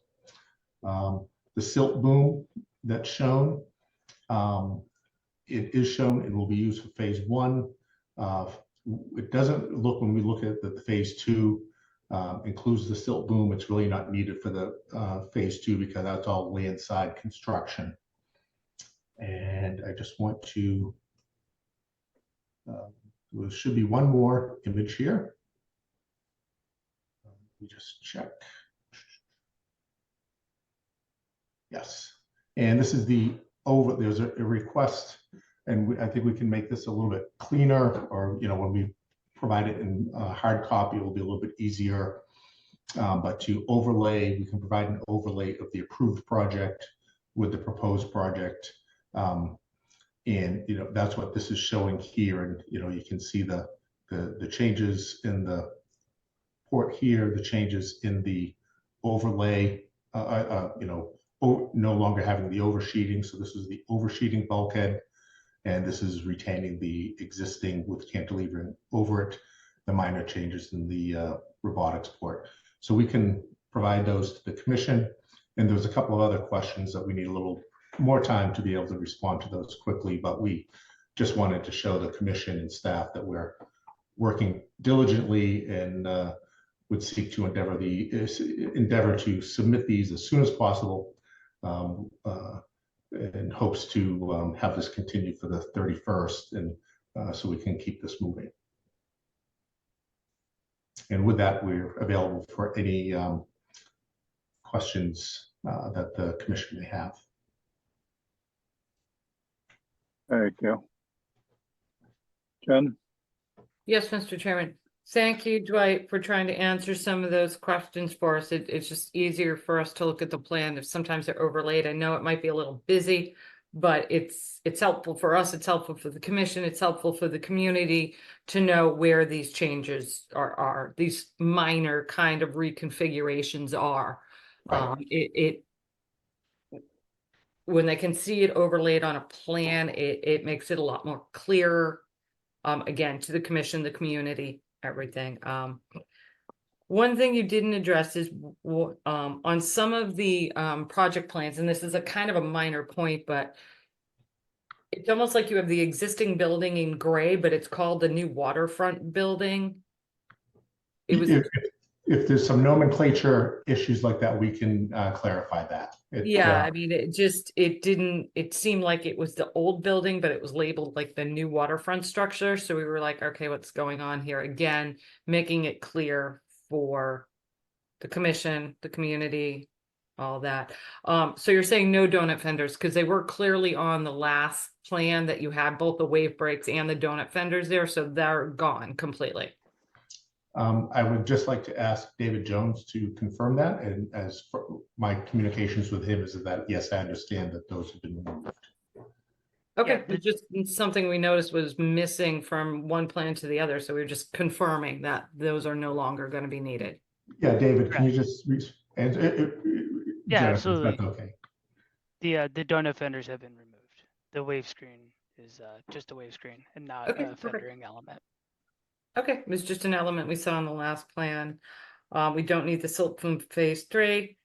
And Dwight, you're going to be working on how where the outfall pipes are located, what the impacts to those eelgrass habitats may be, because you have those 2 outfall pipes and they're like right where the eelgrass is. Right, and those are the same locations as what was shown in the approved plan. Okay. So they're in the same locations. The stormwater management report does show that we're meeting all the standards. So the intent typically is that when a project meets the performance standards, those really are designed to address stormwater quantity and stormwater quality. You know, that, you know, they're, I think, if I'm pretty sure that they're in the same locations, are essentially the same locations as previously approved. So we don't think there'd be much of a change, but that's why I didn't respond to that tonight. I want to, Jennifer, just take a look at that more carefully so we can give you No a problems. more educated answer to that. Absolutely. It was a little difficult for us to see. Our larger project plans are off-site right now being scanned, so we were working with the smaller plans. So that would be good to clarify. We were doing the best we could comparing the plans. And since they are, the project sheets are the numbering is modified, it was difficult for us to kind of match up the sheets. Took some time. And then the cut and fill calcs she'll be working on for us for the updated. Yes, and like I said, I think the engineering team has those. We just want to pull those together to make sure that we, you know, have those and get those over to you in writing. Okay, perfect. Excuse me, As Dwight, far as possibly being on the 31st, that is going to be the commission's call, as we have 1, 2, 3, 6, 9 notices that night, between continued notices and new notices. So we'll let the commission decide whether that is like, and the next available would be August 7th. That's all I have, Mr. Chairman. All right, Alyssa. Nothing to add. Thank you. All right. Commissioner comments. I'm going to start with saying the 31st. I don't see that working out. Sorry, but we're already buried. So this project, this revised project, looks a lot like what it incorporates a lot of things that we had kind of looking for the last time. So this is all a good thing. So it's still a pretty intense project, but it looks like everything is well, for lack of a better word, an improvement over what was already a decent plan. So that's good. And the fact that you were able to do that overlay today, true testament to modern technology, isn't it? Not to take away from the person that did it, but let's face it, I mean, it was a day that would have taken weeks to accomplish. So thank you for that. All right, Courtney. I don't have anything to add to your comments, Jamie.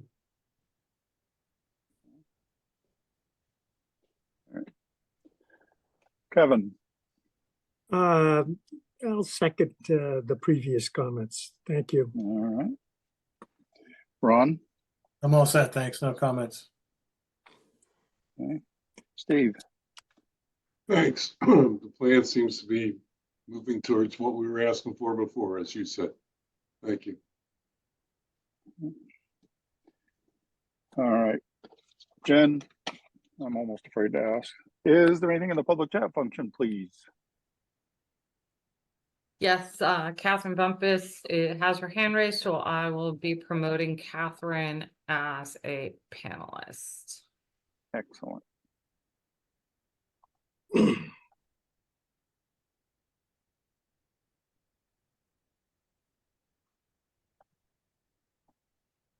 Where'd Catherine go? Oh, there you are. Hello, Catherine. Hello, how are you all tonight? Good. Good. Jamie, I'm sorry I made you afraid to ask. No. I did submit comments to you in writing so that you would have the opportunity to review them. And I agree that the project is moving in the right direction. It is still a large project. There are still a lot of details to be worked out. It's going to take a lot of staff time and energy, as it already has, to review. And so I hope that that is kept in the forefront of the commission's thoughts as they move forward with this, and how it's addressed, because we've seen other big projects that when they have issues arise, it's a challenge from the community's point of view to see them dealt with promptly and in a good way. And so that's all I've got for you all tonight. Good point. Mm-hmm. All right. Thank you, Catherine. Jen, the next one. next one, what? We don't have any other additional comments. Oh, all right. That's because Catherine said it all. Well, it was 4 pages. I can triple Yes. check, Mr. Chairman. Oh, wait, there is one.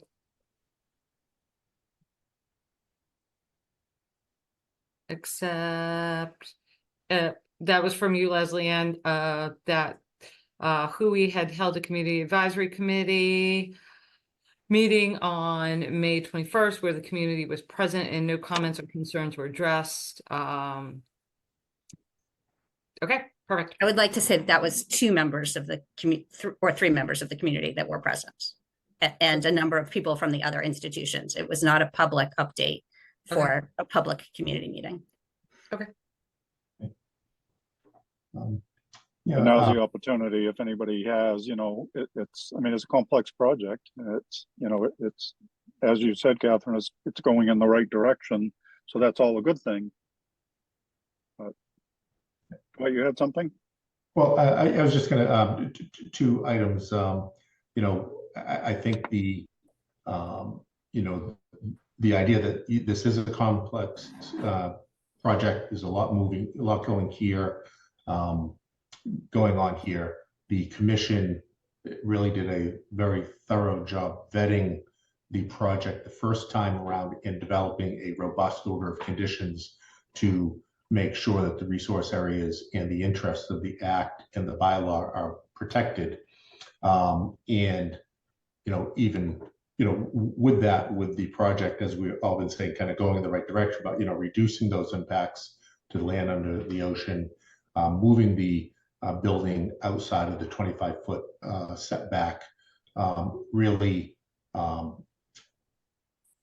further complies with the act and the bylaw. So I think the commission really did a thorough job in the first place, has a very robust order of conditions, which we think still applies to this project. And this project is less impactful than what the commission reviewed before. So I think the staff can, review this, and the commission can review this on its merit compared with the existing approved project, and make a decision. And with that, just about schedule, Jennifer and Chair Matthews, I hear, the 31st is sounding like a no-go for the continuance, but the next would be August 7. I would like to propose that, where any additional information would need to be supplied to the commission by the 31st. If we can endeavor to get these materials to you sooner than that, maybe we can set aside some time to review those documents with staff, with the chair, to just make sure that everything is thoroughly addressed, clear and concise, so that hopefully the commission would be able to have reviewed that material ahead of the 7th, and hopefully make a permitting decision on the 7th, since the 31st. That is I know that's a full night, and it's a push to get that on your schedule. So I'm just requesting that on behalf of the applicant in an effort to keep this moving forward. Fair. And to your point, you get it ahead of, the sooner you get it to us, the sooner we can review it, and then, Correct. you know. And that's what ready we're to trying to go. show tonight, that we got these staff comments, we started addressing them ASAP. Oh, that's, And thank you for that, Dwight. We knew it, we know they came in late. We have been very busy, but to the point, I mean, two of the big things that, from my perspective, that I was looking for the last time was that bulkhead behind the existing one, and to somehow configure the building to be outside our 25-foot offset. So I do appreciate the team's effort in addressing those two big concerns that I had from the last time. Mr. Chairman, there has been a request from the project team that once we close this, if we could just take their request to extend out of order?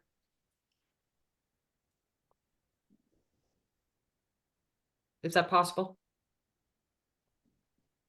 For tonight?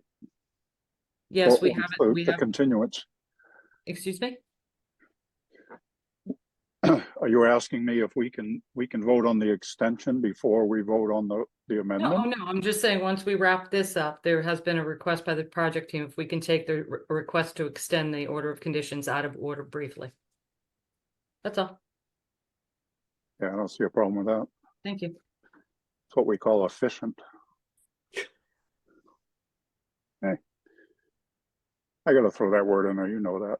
All right, so I don't want to exclude any other members of the team. Is there anybody else that would like to say anything? Nobody wants to. All right. I asked. All right, so Dwight, was that an official request, a continuance to 8/7? Yes, and like I said, we would like to, respectfully request, from the commission and staff that we, use this intervening time to try to, make sure that we have everything covered so that, hopefully it addresses all your questions, concerns, and could hopefully then make a permitting decision on the 7th. Okay. All right. Jen, do you feel you've communicated everything you need Yes, from a staff perspective? Okay. yes. All right. I'll make And So, the request of the applicant. I move that we continue this hearing until August 7th. Second, O'Brien. all right, we have a motion and a second to continue this hearing until August 7th. Last call, questions or comments? All right, we're voting on the continuance. Courtney, Bird eye. Matthews, aye. Kevin, O'Brien, aye. Ron, Driscoll, aye. Steve. That night, As unanimous with this quorum, we have continued this hearing until August 7th. Thank you, everyone. Jennifer, do you also want to address the time extension request? I mean, that would. One that's second, before- Dwight, the chairman will take it out of order for you. Okay, thank you. All right, so we're being asked to address the request to extend an existing order of conditions. And that request comes from Woods Hole Oceanographic Institution, 86 Water Street, Woods Hole, Mass, DEP number 25-4690, requesting a one-year extension. Now, Jen, my question is to you that, is this the appropriate time to be addressing that, in that there's an amendment coming forth? Yes, it's fine, because the amendment does not change the date of the expiration date of the orders. Okay, So All I right. recommend a one-year extension. excellent. And for the record, the quorum, Betsy is recused from this, and Maury's not on this quorum tonight. So, all right, so we have a request to grant a one-year extension. I'm looking for a motion in a second. Bird, so moved to grant a one-year extension. Driscoll, second. All right. So we have a motion and a second to grant a one-year extension to DEP number 25-4690. We're voting on the one-year extension. Courtney, Bird eye.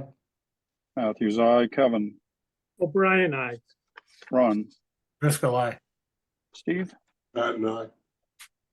It is unanimous with this quorum. We have granted a one-year extension. And Thank you. that's all we can do for you, Mr. Dunk. Great. Thank you. And we'll see you on the 7th, and we'll be in touch with staff to get materials over to you as soon as possible and review those as needed. Thank you, Dwight. Thank you. Gonna take me a minute, Mr. Chairman, to make sure everybody goes back. Everybody's bouncing around. Okay. Everybody's got to stop moving. Mr. Jones, where are you? Right there.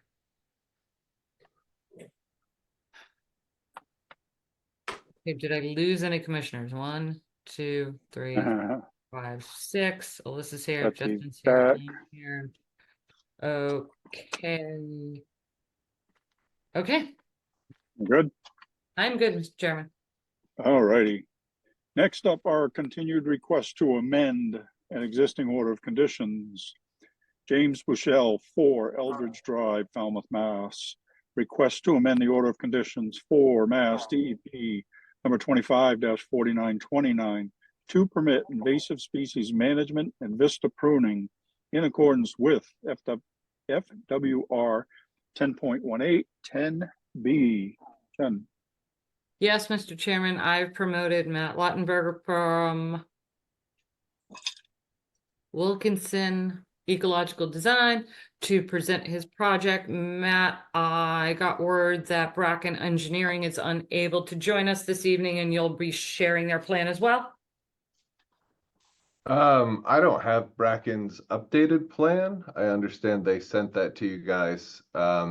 Pretty minor changes on that one, but I can, I'm sure it's in my email. I can bring it up if we need to address that today. Yeah, I got this late today. Matt from Wilkinson will be there to share this and his plan with the commission tonight. If not, I mean, I think I can bring it up. I'm just having, as you can see, I'm freezing. I have trouble when I'm opening up my email, but we'll cross I it. can get that one up, Yeah. although I'm not sure I'll be too much help on that one if Yeah, there's no worries. No worries. So just as a quick reminder, this plan involves some mitigation for a house being rebuilt. Also involves some pretty extensive invasive species removal, particularly knotweed on the lower part of the bank at this site. Last time we were here, there were a couple of issues we were working through. The number of trees on the bank was sort of the big one, and we've included those trees now. And the main outstanding issue that we want to talk about tonight is the planting density of the mitigation area. This is something that we wanted to kind of bring up in front of the commission, and now seems like a really opportune time, because from what we've seen out in the field and what the literature says about planting, particularly these larger shrubs like bayberry, chokeberry, and all that, planting 3 feet on center is simply unsustainable. These plants grow for about 3 years. They get their COC around 3 years. And at the time, a 3 foot on center planting looks nice. It looks really good. You get to 6, 7, 8 years, those plants have grown completely together. Plants that are sandwiched in the middle of all the other plants are dying. Invasive vines are using the dead plants to get on top of the mat of shrub material that you have, and then within a few years of that, you have a completely failed mitigation site. And this is something we've seen several times in Falmouth. I have to imagine that you guys have seen it too. So our approach when we're designing a project, let me share my screen here. Thank you. Our approach when we're designing a project is we have these little bubbles that represent a plant, and that represents how big that plant is going to grow and how much that plant needs. We don't have a specific planting density that we're aiming for. The goal is to create planting that is sustainable, that is going to, over the course of its life, reach a point that it is full ground cover. The shrubs have enough room to be getting sunlight from all sides, and it won't require any additional work. That's always our goal with these, is that other than spot treating for invasive species, which is ongoing whenever you have invasive species control, our goal is to give you a site that it can essentially be hands off. Now, the issue that I think that we've had with a couple of these sites is that after 3 years, that approach doesn't really look fully filled in. And I'm sure you guys can think of plenty of sites where that has been the case. It really takes most of these plants 6 to 8 years to reach their full size. And I think that's a consideration that you really do want to keep in mind. The spacing that we use isn't something that we made up. We use the recommended spacing information from the NRCS. And I'd be more than happy to provide you with links to these fact sheets yourselves so that you can take some time and read through these. But taking Bayberry as the main example, the NRCS says the maximum planting density for Bayberry should be 2,722 plants per acre. If we take that to the square foot space that you're all used to hearing about, that's about 4 feet on center. And to give you an idea of what the difference between 4 feet on center and 3 feet on center is, if you were to plant that same acre 3 foot on center, you would go from 2,722 plants to 4,840. It's almost double. I bring up the NRCS because they are the government agency that has been studying these plants for decades. They are absolutely our best source of information about environmental restoration, and most ecological professionals sort of see those fact sheets as being about as good information as you can get about something. The other, a couple other points that I want to bring up is that when you have a planting of shrubs that's that dense, it becomes essentially a hedgerow. In fact, the only time the NRCS talks about planting bayberry 3 foot on center is when you're specifically trying to establish hedgerows to block views, usually views of trains, views of different utilities, things like that. A hedgerow that's more than, you know, 2 rows of plants essentially planted 3 foot on center. Again, the plants that get stuck in the middle, they start to die.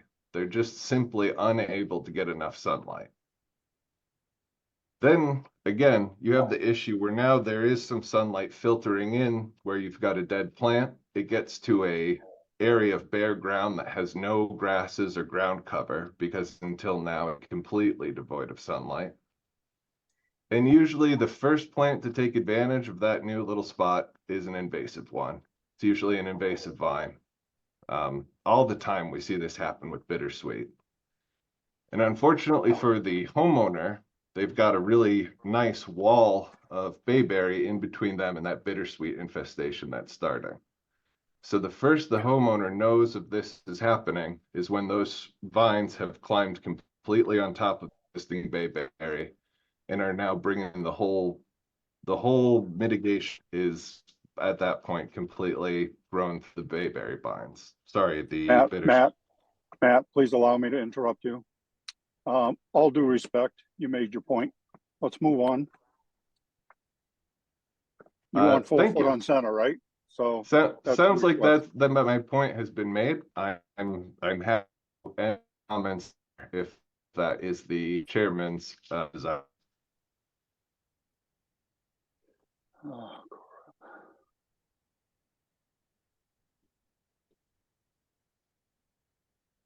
You froze there, Matt.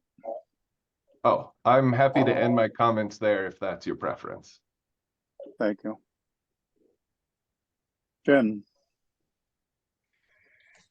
Well, if Mr. Lautenberger would actually go through the revisions to his plan, that would be helpful since this is, you know, a continuance and we're continuing our hearing. This board is always required 3 feet on center. Matt, can you stop sharing your screen, please, for a moment? Since we didn't even talk about the changes that were made to your plan. I don't really think that was, you took an opportunity, you over-explained yourself, the board understands. You proceeded to tell them that even though collectively they've been doing this for probably over 100 years, they don't know what they're talking about. Yeah. So insulting at best, but we understand your point. I'm Could very you please sorry. provide if- me the areas where your mitigation areas have failed? Because I am not aware from Wilkinson Ecological Design of the areas in Falmouth where your mitigation areas have failed. So if you could please provide those sites to me, that would be helpful so that we can go and look at them and have a conversation with you.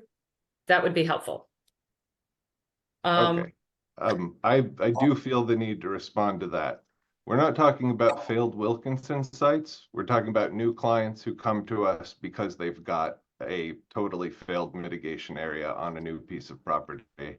And we have to tell them that they're out of luck. They're not our Okay, well, clients. again, Okay, you know, it would be helpful if, you know, when you come to us with those designs, you say, this is a failed, you know, this was required mitigation. It's doing that. We understand what you're saying. So I guess what you're asking for, so what is it that you're asking for, Matt, in the mitigation area? We're asking that the commission consider, in this case, 4 foot on center sufficient for a mitigation planting. Okay. I see, that was a simple request, right? Have all the other issues been addressed, why this was continued?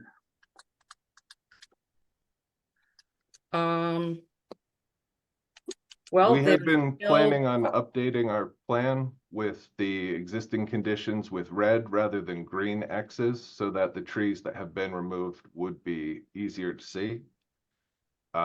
We're happy to continue if you feel that that's necessary for that level of change or whatever you believe is the right approach here.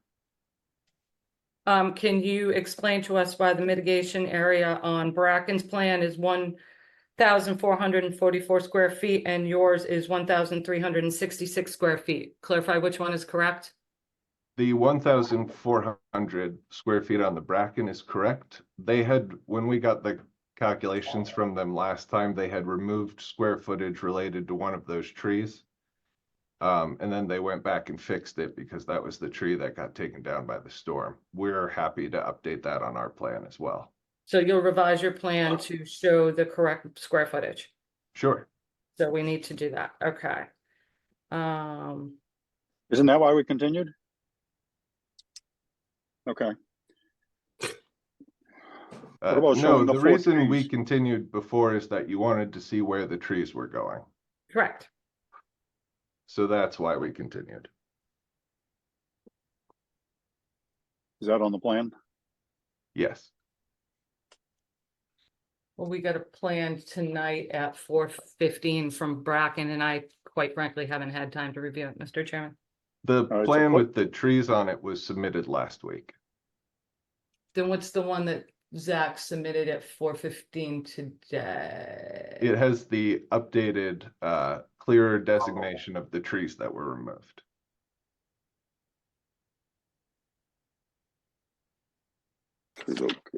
Mr. Chairman, I just got this at 4:15 tonight. I can't confirm.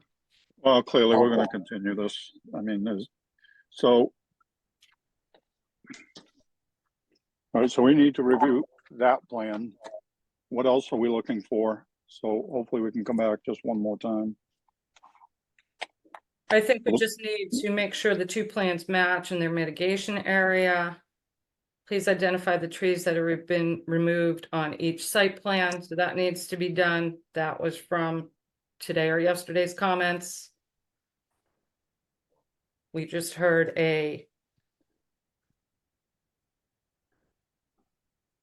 don't even know what to call it, on the request to go with 4 feet on center. And the use of switchgrass is still on the plan. We have addressed we have voiced our concerns with switchgrass. I understand the deep root system, Matt, but again, we've seen projects fail where switchgrass has outcompeted everything. So again, did you provide us with? I'd be happy to. I think I asked you last time to provide some, I think photos or something of some projects that you had used your less percentage of switchgrass. And that was. I have some photos I can share right now, or if we're gonna continue anyway, I can create a better document so you can review it on your own time. That would be helpful, thank you. Sure. I'm also going to be including the fact sheets that I mentioned before, just for your own information. Yeah, that's fine. Is there a And again, Vista prune? I'd like to apologize. Excuse if- me, excuse me. Okay, sorry. Is there a Vista prune included in this? I have a note about that, but I'm not sure why I have that note. It has been removed. Thank you. Okay. Okay, you had something, Matt? No, I think that's it. Okay. All right. Commissioner comments, questions? All right, Jen, is there anything in the public chat function, please? No, Mr. Chairman.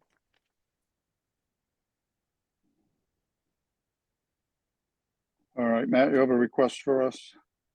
I would like to continue this meeting to the next available one. Thank you. Next available, Mr. Chairman, would be August 8th. I mean, sorry, August 7th. Does that work for you, Matt? That works for me. Excellent.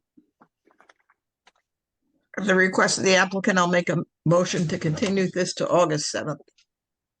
Driscoll second. All right. We have a motion and a second to continue this until August 7th. Questions or comments? Last call. All right, we're voting on the continuance. Betsy? Gladfelter, aye. Courtney?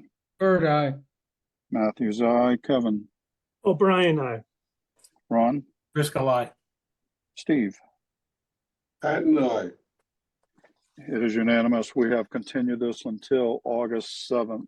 Thank you. And so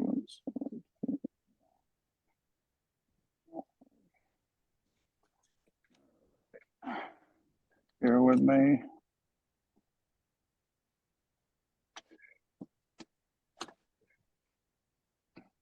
All right. Jen, did I miss something? No, are we all set? Yes, thank you. Thank you. Good night, Matt. All right. Next up, hearings under an enforcement order. Richard and Jill Guidi. Sorry if I got that wrong. 230 Acapesket Road, East Falmouth, Mass. Unpermitted enlargement of a float. Jen or Alyssa, I'm not sure. I'll take I this will one. let Alyssa take this one. Excellent. Thank you. Jen, I believe Miss Guidi is in the audience. She would like, after words with permission from the board, from the chair, to address the board. Okay, and that's fine. I did believe I saw her there, yes. Perfect. So as written in the staff report, the staff was contacted by a contractor of the Guidis in response to various work on the property. Upon reviewing that, staff noticed through recent aerial photos that the dock was enlarged without a permit. As seen in the photo attached to the staff report, there appears to be a jet ski platform in addition to, quite frankly, I'm not sure what it is. It's a structure with sort of blue lining in it. I don't know if it's a boat lift or the sort. In response to that contractor's email, we had asked, since this was an unpermitted expansion, to have this removed by a date certain. The homeowner expressed that they were unable to coordinate that removal with a contractor in that time frame, and in order to gain an extension for that timeline, we recommended that they speak to the board directly. Going forward, there was basically two ways I recommended to the homeowner to appear before the commission, either filing an application or having an enforcement hearing. In hindsight, it appears that the enforcement hearing would be the quickest route for them to receive an answer from you guys as to whether the unpermitted increase would need to be removed by a date certain, or if you would be willing to review an application. The float was reconstructed in 2012 at 108 square feet. It was pre-existing as larger than what you currently allow for new docks, which is 100 square feet. So based on your regulations, it seems highly unlikely that it could be permitted to be larger than what it already is. I But think you that said sums it up. pre-existing. Correct. I didn't go all the way back in the permitting history to see when that dock was established. I just used the most recent plan in which it was reconstructed, and I think even the license was amended. So it was pre-existing, larger than the 100 square feet. Jen, is there anything you'd like to add? Nothing. I think you covered everything. Thank you. Okay, thank you. So is pre-existing legally? I mean, you said we granted a, Yes, it's an existing licensed dock.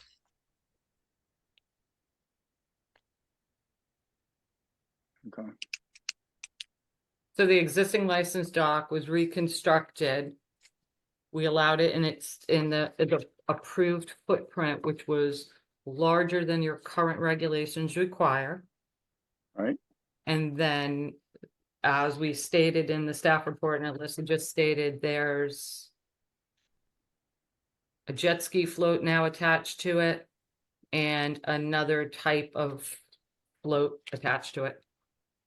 Okay, so the at issue is that jet ski dock and the additional float, not the 108 square foot piece.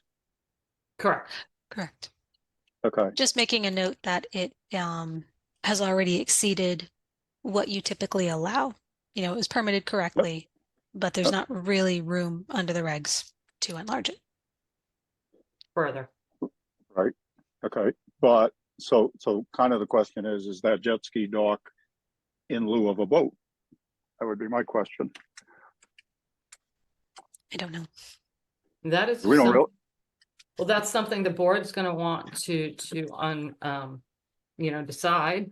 I am promoting Miss Guidi up.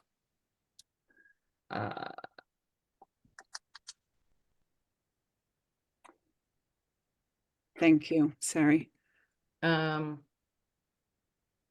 Okay, I did I it. think that's going down a real slippery slope, Jamie, but that's just my 2 cents. No, I'm just trying to understand Yeah. what's at issue here is the jet ski dock being added on to a legal float. Correct. And then whatever this additional piece is, which we really need to know what that additional piece is to even address it. But again, my question, and I'm not trying to go in any one direction, is, is the jet ski dock, we don't really have any independent regulations on jet ski docks, right? I mean, it's a piece of, so is this in lieu of a boat? I mean, that's my primary question. So Ms. Guidi, I think I trashed your name and I apologize for that, but That's okay. No, it's very close. It's Jill Guidi. okay. And I am the homeowner at 230 Acapesket. And thank you for giving me a chance to explain our situation. I admit that I have some confusion on exactly what is allowed as it relates to floating docks. And if I could just take a couple of minutes to break it down, because I think that will explain to you what the structure is. The first category is the mooring field. My understanding was that our dock had an approved mooring field for one boat. And we have one boat. Our boat is not large. It's 25 feet.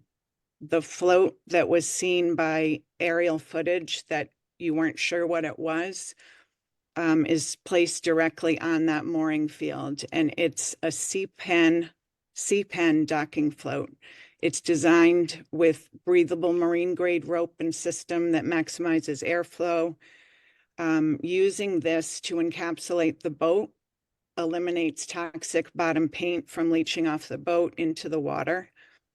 And additionally, it keeps the boat from sinking and leaking petroleum or oil into the surrounding water. It's designed to be environmentally sound. without bottom paint, hydraulics, boat lifts, or ecological disturbance. There were no pilings required, and it's considered to be eco-friendly. It's actually a temporary and portable structure. It ties up with ropes and plugs in with a cord exactly as a boat would. And it's almost the equivalent of a raft that the boat sits inside of or on top of. The second category of the floating dock is a landing area, making for safer boat access from the fixed dock. This is where I was hoping to obtain a permit to retain approximately 100 square feet or less for the landing area. The third category is the jet ski area, where we currently have 2 jet skis docked on top of a floating dock. We're in the process of selling these jet skis and will remove the entire floating structure underneath the jet skis, and also remove the jet skis from our property. And that portion of the dock is about 165 square feet. Mr. Chairman, can I share my screen for a moment just to give the board a little clarity of what this system looks like? I Please. think it'll be a lot clearer than the picture that was added into your staff report. Okay. So as Ms. Guidi said, you had a limitation to 1 mooring field on your dock, and you're currently docking 3 watercrafts. You were allowed 1, you're currently docking 3, 2 jet skis and the boat, correct? I did not understand the personal watercraft piece, but And did not think to call the commission and ask? I sincerely apologize for not understanding it, and I did Mr. have- Chairman, everybody can see my screen? Yes. This is larger 108 square foot redesign, correct, Alyssa? 108 square feet? Yes. This is a lot larger than 108 square feet. Right. So that is currently what is out there. we will remove the entire jet ski portion. We have asked you to remove it a few weeks ago, ma'am. When are you going to remove it? October? We need help. I physically can't do it. And I need to have, There are a number of marine contractors that you could hire to remove that structure. A number of them. okay. We will remove it as quickly as humanly possible. And I guess I'm looking for guidance on how to get a permit to retain the piece that is the landing area. What piece is the landing area, ma'am? I don't understand which area you're talking about. The area between the mooring field and the dock. So I'm going to share my screen again, Mr. Chairman. Yep. Just so I have clarity of what. Right. So you're talking about this piece right here? Yes, or some portion of that. The dock is already larger than what this board typically allows. So from a staff perspective, I would say that this is not allowed. So And why couldn't the, I'm sorry. I'm Why sorry. couldn't what, Mr. Chairman? Well, why couldn't the boat, if that jet dock in its entirety, the landing included, just follow me for a second. If that's all removed, then that boat, the landing area would Yeah, become the dock. the 108 foot float. Yeah. The boat slides It's over just not to as the, long as the boat. That's so, because that's what's permitted is that float and that mooring field, and that's it. correct. So again, I'm just stating this, maybe repetitive, I'm sorry, but just for clarity, that landing area, that jet ski dock, all of that has to be removed in its entirety, and then the boat could move to be immediately adjacent to that 108 foot float. And Correct. then everything would be according to permit and legal. Well, we'd have to permit whatever. environmentally friendly landing Right, but we would look at that in a cradle similar that scope is as for a, that as a boat. lift, right? I mean, Yeah, it's just so- like a boat lift. Yeah. but that could be addressed, so that's Yeah. not, I mean, again, just for clarity.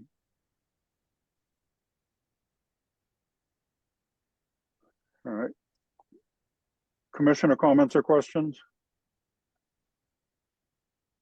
Courtney? So I'm just trying to be clear. The whole jet ski thing is to be removed. And did I understand, that the owner plans to sell the jet skis, so that becomes, once they're gone, that removes that whole rationale for that whole complex, correct? Am I interpreting that correctly, Jill? Yes. Yes, Okay. the whole, yes. So then why are you frowning that if we just move the boat now just moves against the 108-foot dock or float, and life is good?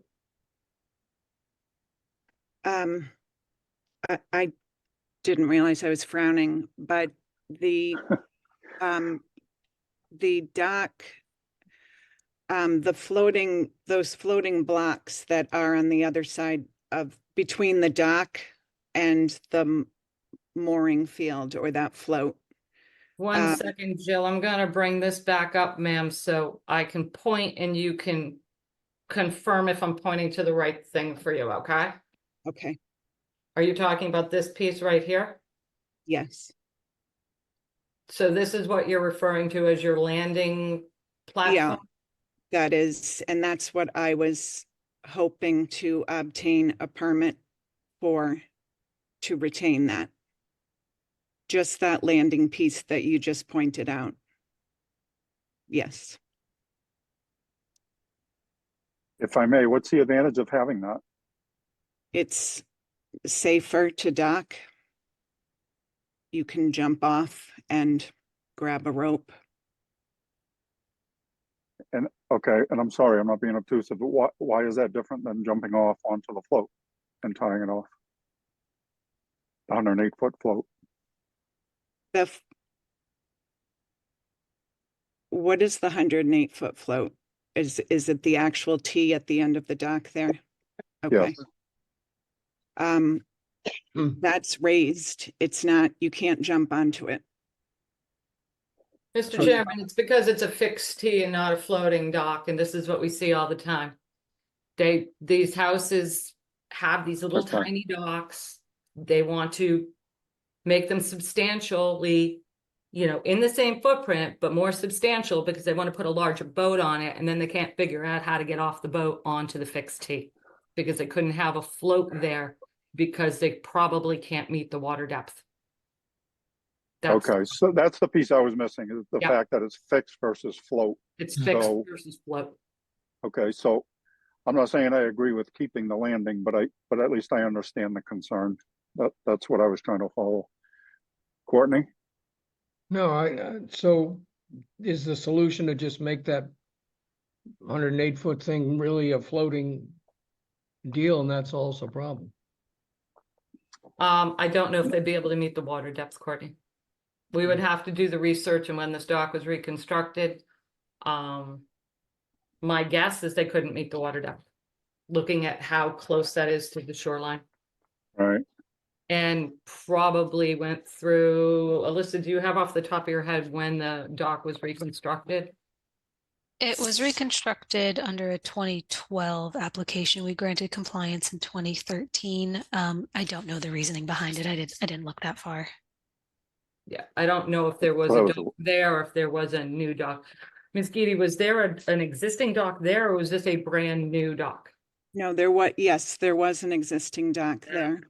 It was probably a very old, not as stable dock, wouldn't hold the boat that the property owner desired, built this. We are the ones that built this dock. No, We I don't understand have that, a Ms. Geedy. massive boat. I'm not looking to put a gigantic boat there. I'm never gonna have a boat bigger than 25 feet. But it's not, it certainly isn't the biggest boat in that side of the water. No, unfortunately though, ma'am, the you know, what you built, I mean, at the time that you reconstructed the dock, you could have looked at lengthening the dock, putting it into a little bit of deeper water and getting We did look at that. and what I can't remember. We were 12 not, years ago. we were not approved to have the dock go out any further than we needed it to go. That's, we did try. We had Mike I'll look into that, Borselli as Mr. our Chairman. engineer, and we went through all of the steps that we were supposed to go. We really did.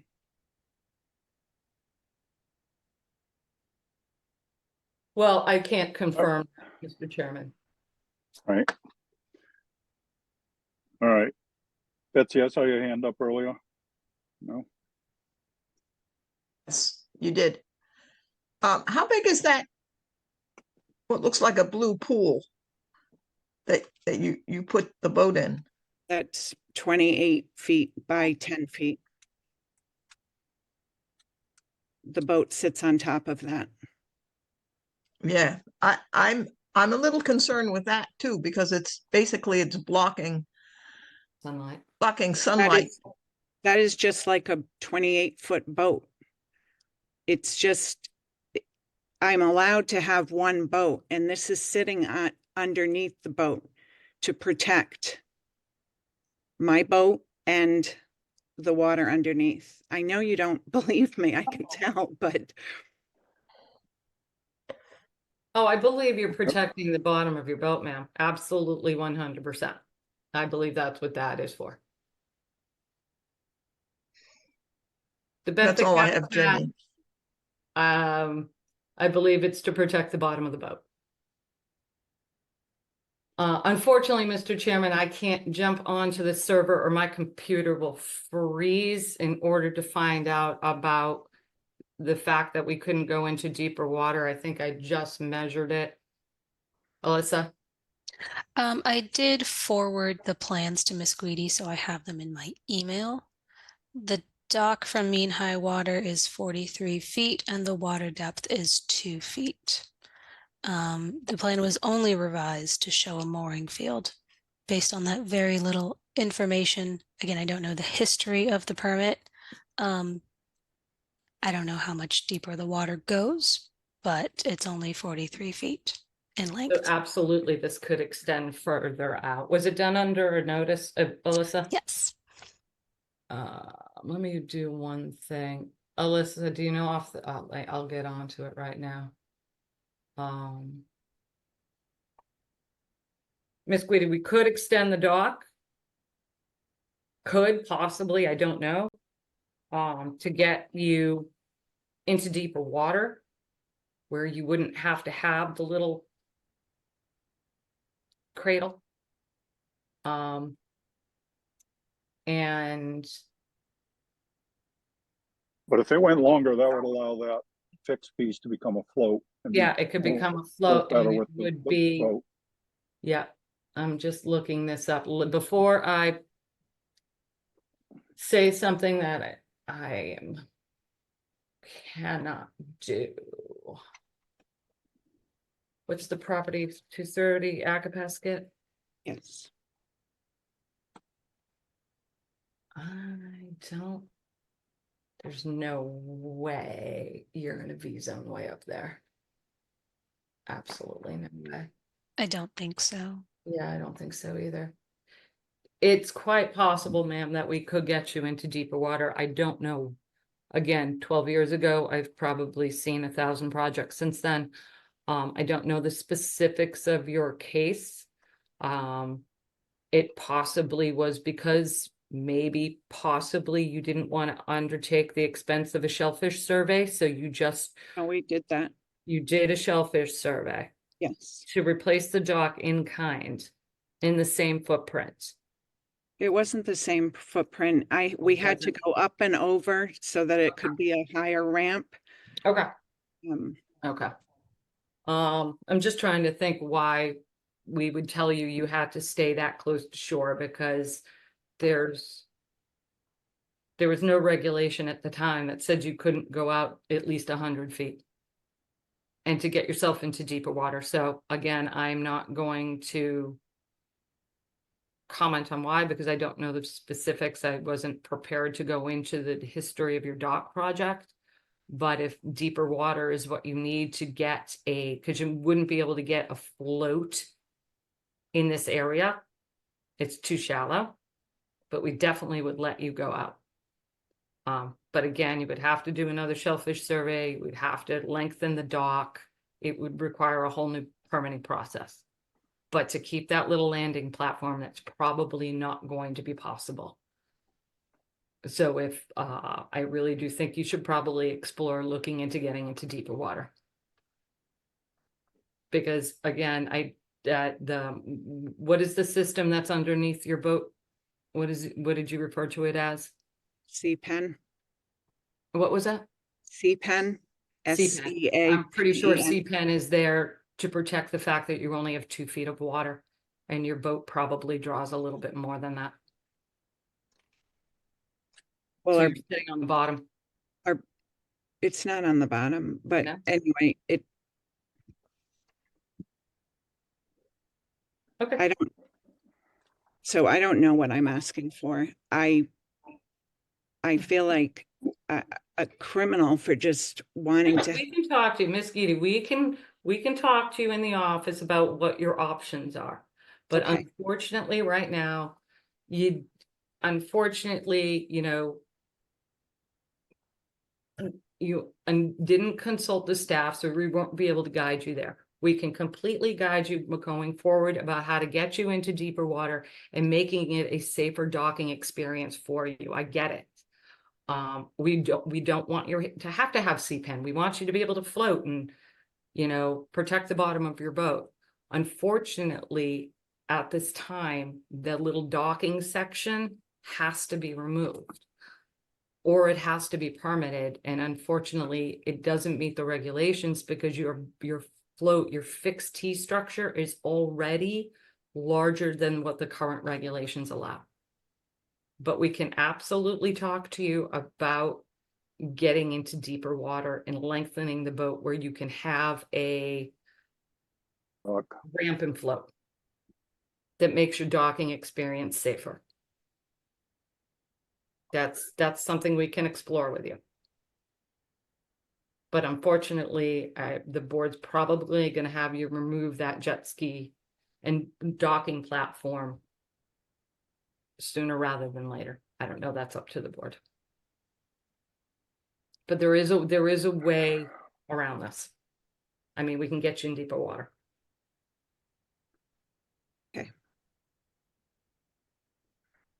All right, so for our purposes tonight, we're looking to, correct me if I'm wrong, Jen, we could continue this, or we're looking to vote an enforcement order to remove the dock and landing.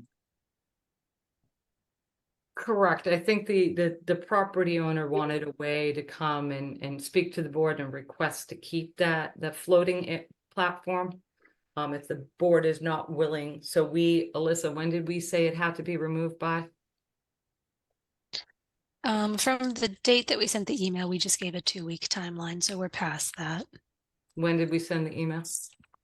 It was I don't have the date of the email readily available, but we asked for it to be removed by June 30th. So if we go back So 2 weeks, yes, early to mid-June.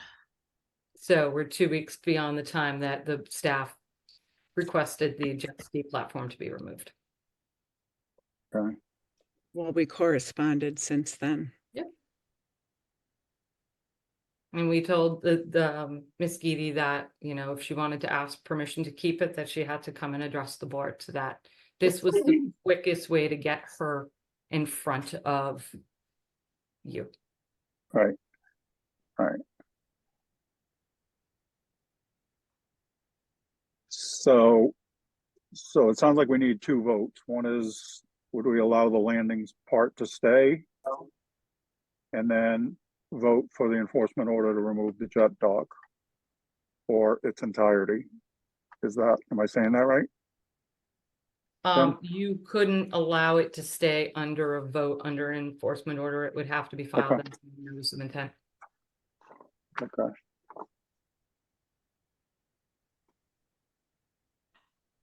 So we can All give right. them, Go ahead. Can I make a motion? Yep.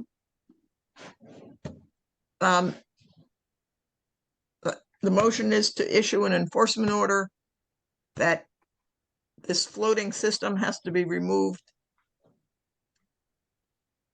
within a month. And In its entirety. in its entirety. Is everybody clear on that motion? Anybody want to Madam second it? Second. Thank you. All right, is everybody clear? Yes. So we have a motion and a second to issue an enforcement order to have the float. So for clarity, the jet dock and the landing area removed within 30 days.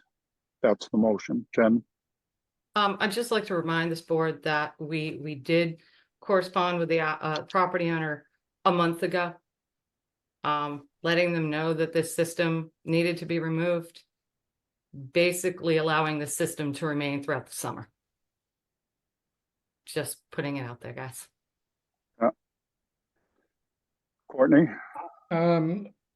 rather than 30 days, why don't we pick a specific date? Then there's no question. I don't have a calendar in front of me. You do. It does. Just so there's no, 30 days could be from tonight, tomorrow, whenever we print this up. Now you're splitting hairs.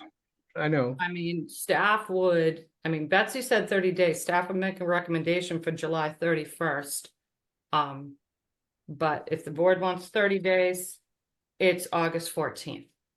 Thank you.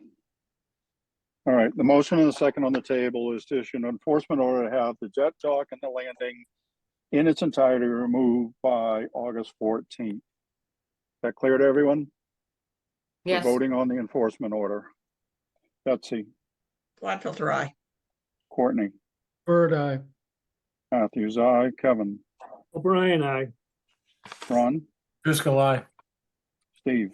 I'm not. It is unanimous. We have issued an enforcement order. Thank you.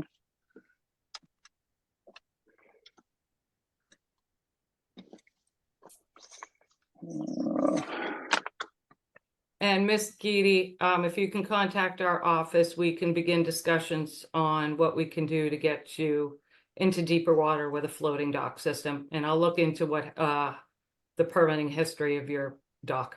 Okay? Thank you. Not a problem. Thank you. Uh-oh, I just moved.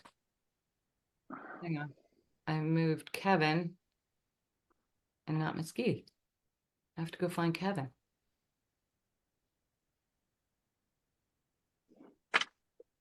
Hang in there, Kevin. I'm coming to get you. He's gone to bed.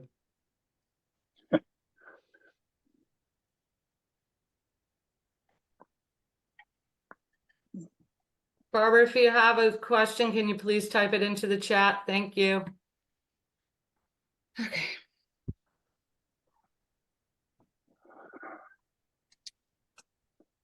Kevin's back. And Kevin needs to turn his video and audio on. So. Yeah, but his IT director's probably in the other room. Yep. Mr. Chairman, the chairman of the beach committee wanted to know if we still needed her here for the other business for the letter of support for the CZM grant. Well, you said we have to have a presentation in order to vote for that, so Okay, short answer is yes. okay. All right, next up, continued request for hearing under an enforcement order. Judith Tucker, 49 Grassmere Drive, Falmouth, Mass. Unpermitted removal of vegetation from the buffer to a wetland. Melissa. Thank you. So I believe everyone here is on the quorum. As you might recall, we continued the hearing to allow the commission an opportunity to visit the property. Since that time, not too much has happened in terms of updating the staff report. We have briefly spoken with Mr. Haltenhoff via email, where he understands that probably at least the town roadway will be required to be naturally vegetated. I think he is in the audience here and might have a few words to say. He did drop off a packet yesterday, which was emailed to the board for your review. I think the only extra piece of information that staff is throwing out there is that the area in question we've been referring to as a wetland potential vernal pool. Sorry to wait. So once we get, It wasn't my fault. It's okay, Kevin.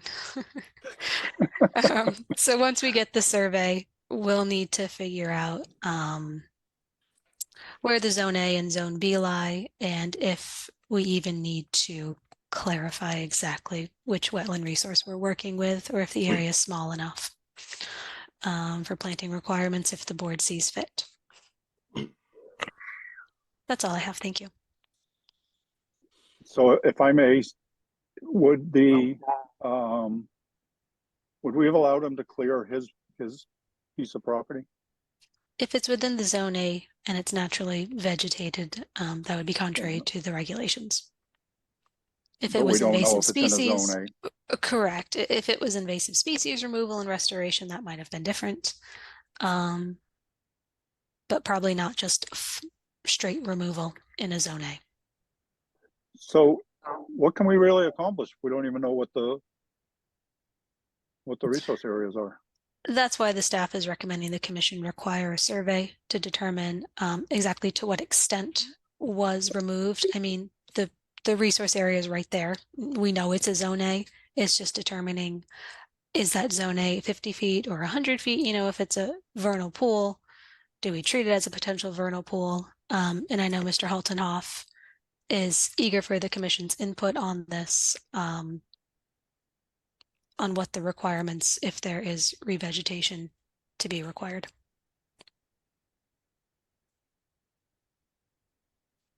All right. Mr. Holtner, if you're up, sir. Well, yeah, I don't feel as if the issues that concern me have been addressed or heard. And I don't know, I've handed things in to Ms. Bergeron, and supposedly you have them, you know, they've been distributed to you. But I'd like to read the latest letter I sent just to make sure that you have heard my concerns. We have, everything was distributed to each commissioner. So we don't need to rehash that. Have all of you read it? Is what I would like to know. You've got it. Have you read it? Yes, please don't insult us. It's not going to help your case. I'm sorry. So what we really need, we need to know the resource areas. I mean, that's the bottom line, right, Jen? Correct, Mr. Melissa. Chairman. I mean, I'm not sure how we can, you know, good or bad, how can we treat this if we don't know what the resource areas are? What is meant by the resource area? Whatever the buffer setbacks are. So we would need to know if that's a vernal pool, if it's a potential vernal pool, and then is it a 50-foot setback? Melissa? It needs to be surveyed and delineated by a professional. For what reason does it need to be done by a professional? Commissioners can come out there, and I have a 100-foot tape, and you can measure off from the edges of this so-called vernal pool, and you can come up with a 50-foot buffer zone. It's not how it works, Mr. Haltenhoff. Right, so I have to spend a pile of money to do this. That's how it works, apparently.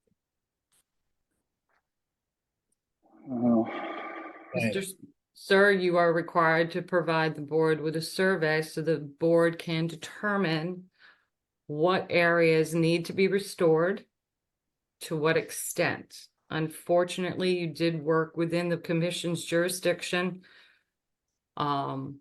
without a permit, and unfortunately, you did remove buffer vegetation. You know, you are aware of that. You came and talked to us. Your neighbor came and talked to you. You came and talked to us, and we explained this to you when you first, you know, approached the staff, that a survey was going to be needed. The board opened this hearing. You wanted to address the board. They gave you the chance. They went out there themselves to look. Who went out? Determined. I went out. I went out. I saw your wife. Yeah, People went. several commissioners went out to take a look to see if they could, you know, if they could make a judgment call in the field, and unfortunately, a survey is required. And actually, a survey is really important for a property next to a wetland like this, so then you know where those zones are, and you know what is allowed in those zones, or you know if you want to do something in one of those zones, that you should come and speak with myself or a member of the conservation staff.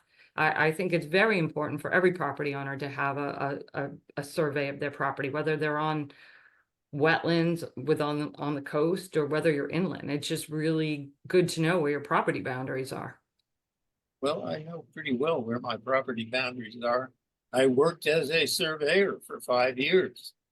And But you went beyond your property Pardon me? lines. You went beyond your property lines. Yes, I did go beyond my property lines. I didn't. Okay. I didn't know where the property line was until I could clean up some of the vegetation and actually find my property corner. And that was at the same time that I found a fire hydrant that had been neglected and forgotten by the Right, but that the survey would have told you that without doing any cutting. All right, so where are we at now, Jen? We have to. I mean, the board, we can continue with this. I mean, there's two ways to handle this. Usually, you know, we try to work with the property owners, have them get a survey so that, you know, we can guide the commission on, you know, the issuance of an enforcement order, restore the buffer within a certain period of time, If the board would like to issue an enforcement order at this point, then we're going to have to give the property owner a month or two to obtain the survey. And then we'll have to do like a step 2, and we'll have to determine what needs to be restored. But until we have that survey, we're kind of flying blind here. Okay, so let's do that. Let's issue an enforcement order that would require a survey, and then we can take the restoration part separately. As this, yeah. Okay. I mean, that's the most practical way for everybody. I think that's at this point the only way to move forward, Mr. Chairman. Yeah. Okay, Betsy, you had your hand up. Yeah, I just want to explain to Mr. Haltenhoff that it's not just surveying property lines, it's surveying resource lines. Areas.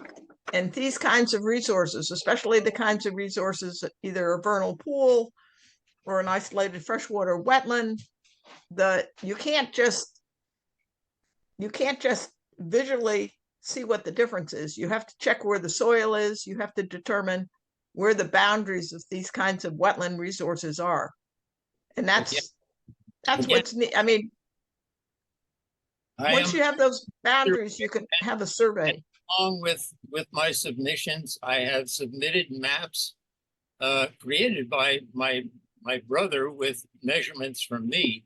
He is a licensed map maker in California.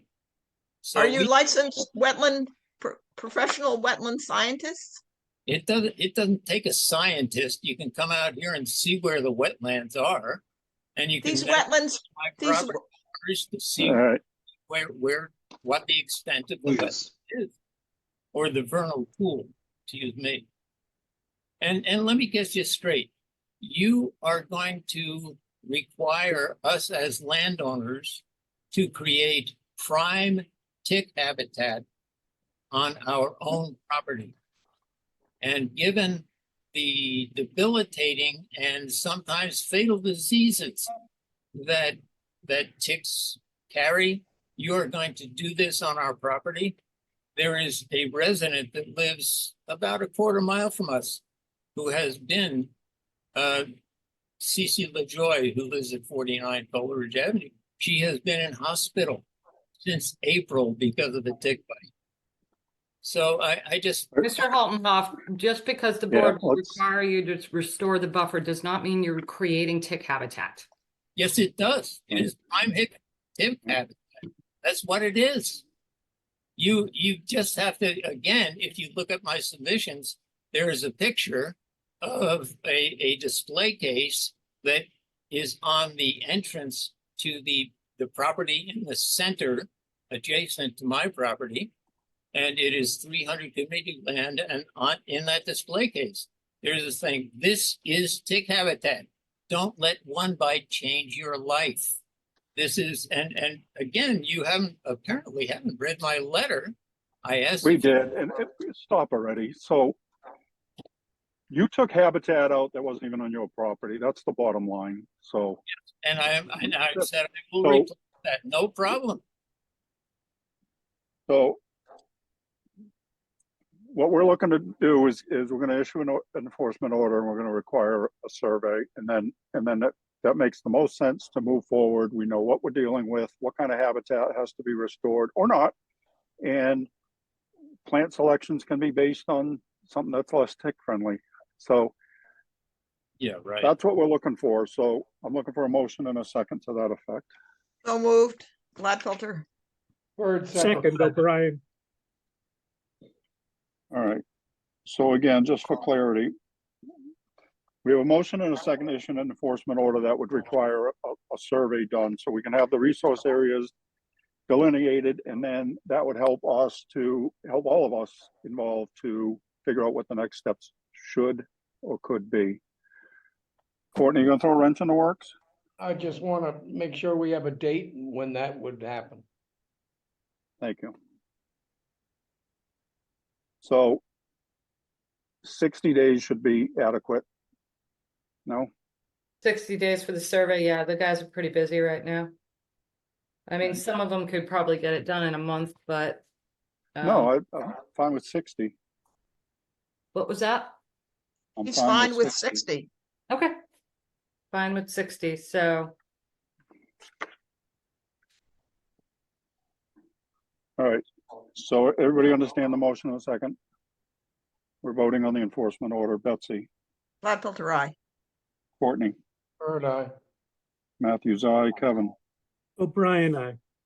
Ron, Driscoll, aye. Steve. Patton, aye. It is unanimous. We have issued an enforcement order. We're looking for a site survey with the resource areas to be marked out on the plan, that is, within 60 days. Thank you. So, okay. Okay. Mr. Hartmanhoff, we will send you that enforcement order as soon as possible. It will clearly state the requirements of the Please. plan. And if you have any questions, you can contact the staff. Right. Have a good evening. They'll be just as responsive as always, I'm sure. Yeah, that's nice. Yeah. Helps his case, doesn't it? All right. Poor Barbara. I'm gonna go get Barbara. The next one has been previously continued. So other business, letter of support for CZM grant application for surf drive feasibility and assessment study to be submitted by the beach committee. So in a nutshell, the beach committee is looking for us for a letter of endorsement from us in support of their grant application to CZM for a feasibility study, which Barbara will explain a little bit better. And the I don't know, the law, the regulations require that. And we want to know what we're endorsing, because at this point in time, we're not, I want to be clear on this. We're not saying that we're supporting any particular project.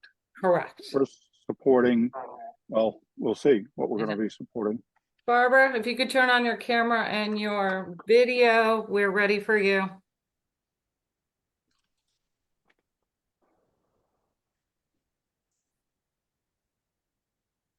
Is that right? There you go. Yep, there you are. Thank you, Barbara. So, hi, everybody. And thank you for at least entertaining this.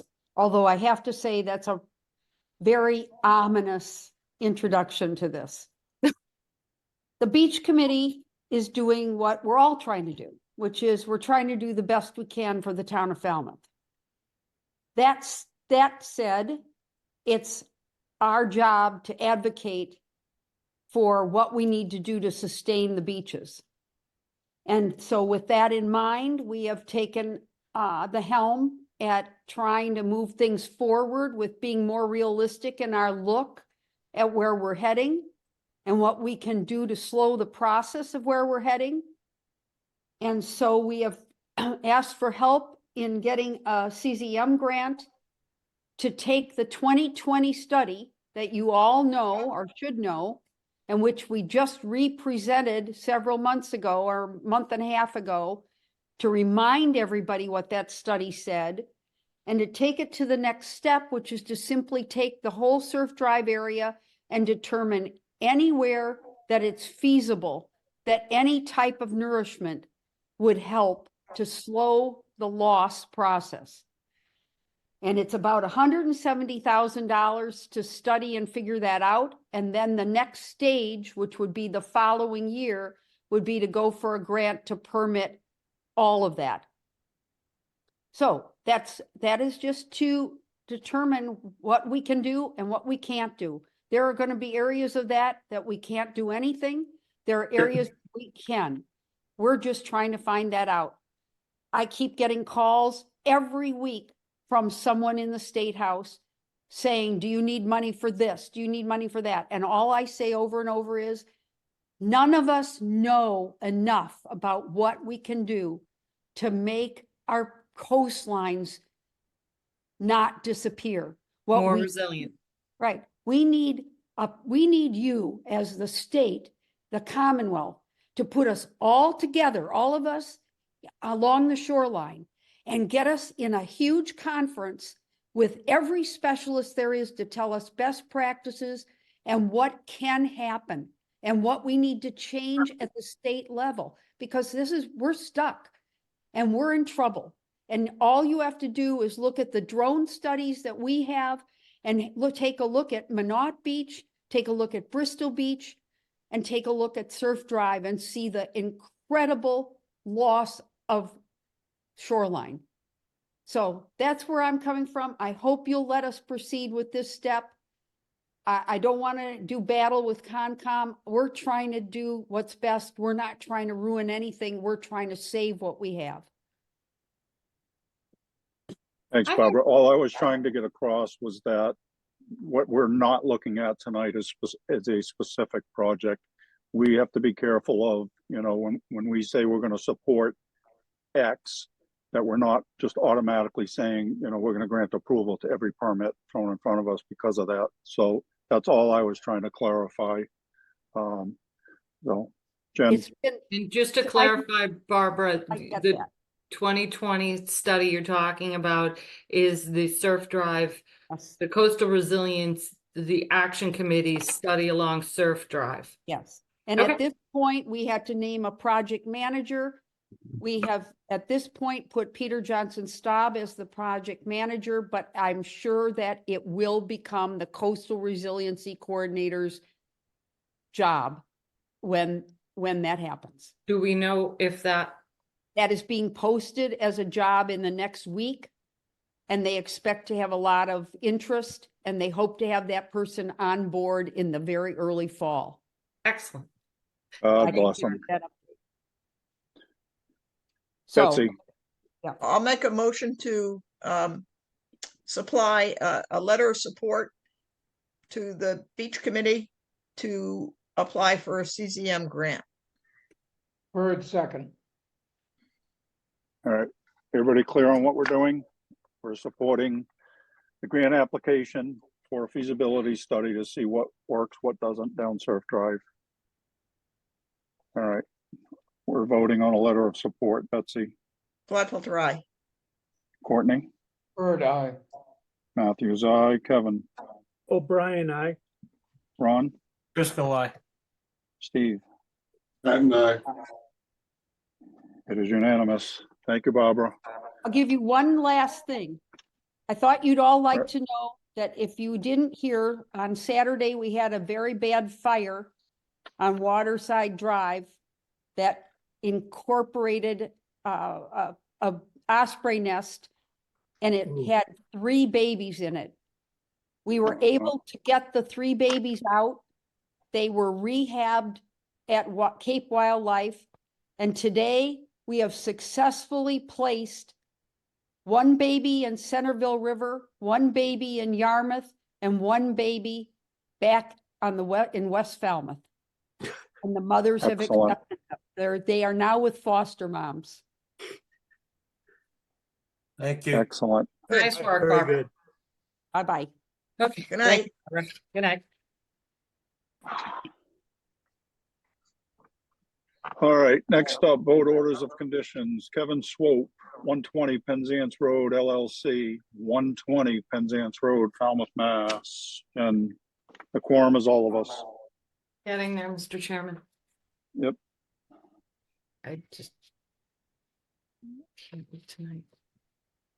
I have to remind myself what this project was. Oh, this is just replacing. Right. This is replacing the dock that got damaged. Yeah, this is easy. Yep.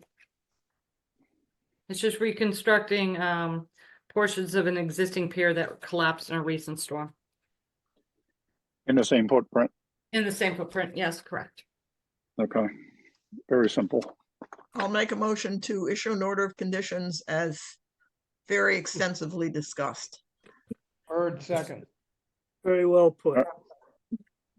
We have a motion and a second to issue an order of conditions as discussed. Questions or comments?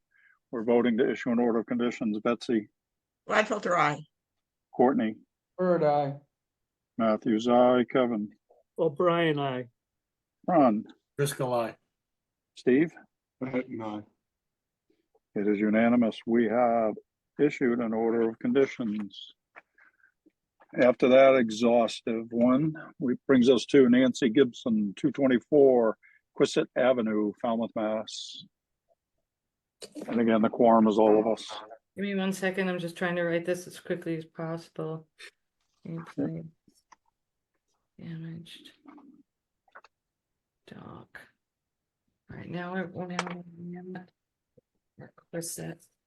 This is another dock. Dock. Yeah, I know. Oh, I just gotta get my eyes on the plan, guys. I'm sorry.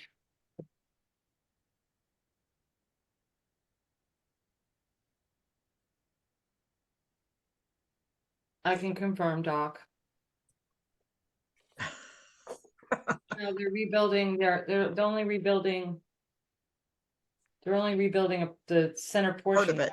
Yeah, They're putting in piles. They're putting Yeah. in a new complex of piles. correct.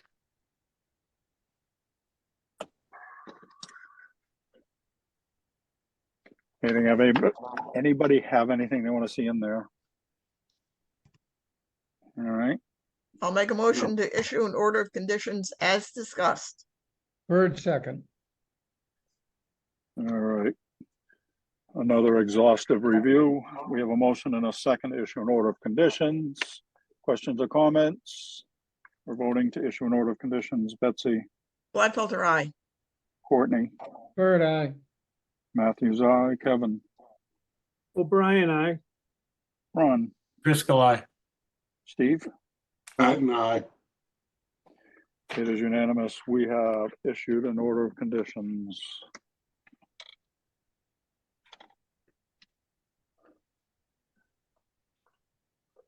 Next up, Kevin Cusack, 380 Edgewater Drive East, East Falmouth, Mass. Quorum is all of us.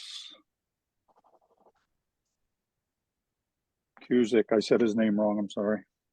I don't have this in front of me. This is. He wants to put a garage in the front of in his the front house. yard, right? Yeah. Yeah. Again, fairly straightforward. Anybody have anything? Mitigation. Yeah, the couple things we talked about on this are a revised plan to show the trees that will be removed in the front yard. Also, we talked about the fence in the backyard that is currently bisecting the buffer restoration, and I believe they were amenable to moving that. Yes, they were. Yes, they were. Yeah. That's all I have. Remove fence. Move, not remove. Not move it, not remove it. Not remove. Move it. Move. I got it. Move, not Move. remove. Move, not remove. M-O-V-E. Move. Got Fence. it. Bisecting. Got it. I'll make a motion to issue an order of conditions as clarified and then discussed. Bird second. All right, we have a motion and a second to issue an order of conditions. Questions or comments? We're voting to issue the order of conditions. Betsy, Gladfelter, aye. Courtney, Bird eye. Matthews, aye. Kevin, O'Brien, aye. Ron, Driscoll, aye. Steve. Patton, aye. It is unanimous. We have issued an order of conditions.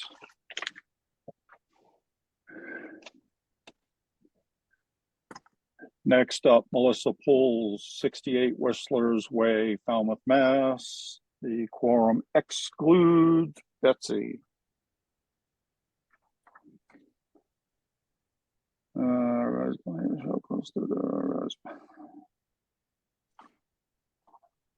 Say Raoul plan. Or Mark bid plan or Chuck plan. I have a note for a revised plan to show the coastal dune, which I think he provided, no? And revised mitigation. Yeah, this is adding the proposed garage, adding a few additions. What was that, Mr. Chairman? Revised mitigation and revised plan to show the coastal dune. Yeah. We received that. Yeah. Mitigation, okay. And we already received the revised plans. Excellent. Sweet. All right. Courtney, I'll make a motion to issue an order of conditions as discussed. Driscoll, second. all right, we have a motion and a second to issue an order of conditions. Questions or comments? We're voting to issue the order of conditions. Courtney, Bird eye. Matthews, aye. Kevin, O'Brien, aye. Ron, Driscoll, aye. Steve. Patton, aye. It is unanimous. With this quorum, we have issued an order of conditions. Next up, Kim Swerin, 24 Edgewater Drive East, Falmouth, Mass. This is the raise and rebuild. I believe.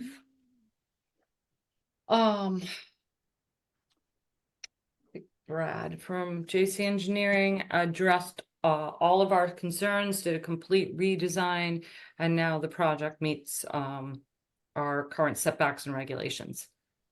There, I do believe there's mitigation going on to it, correct, Alyssa? Or restoration mitigation? Yep, there's mitigation. I think the Mitigation, only I think all we had was revised plan to remove the shed that was still shown on that really. What's On the going proposed. to be a slope, yeah. and Okay. he's going to come back for the dock. Yep. All right, anything anybody else wants to see in there?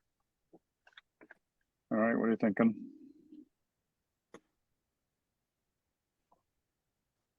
Issue an order of conditions as discussed. Thank you.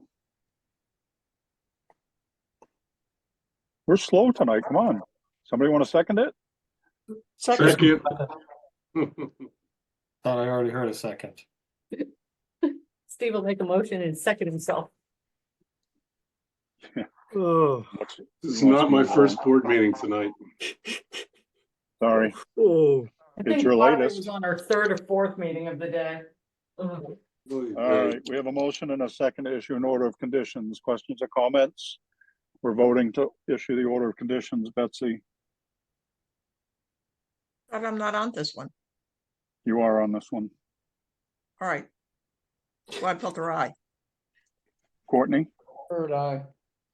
Matthews, aye. Kevin, O'Brien, aye. Ron, Driscoll, aye. Steve. Patton, aye. It is unanimous. We have issued an order of conditions. All right. Last one, 3 Tonsett Road Realty Trust. Number 3 Tonsett Road, Falmouth, Mass. And the quorum excludes myself.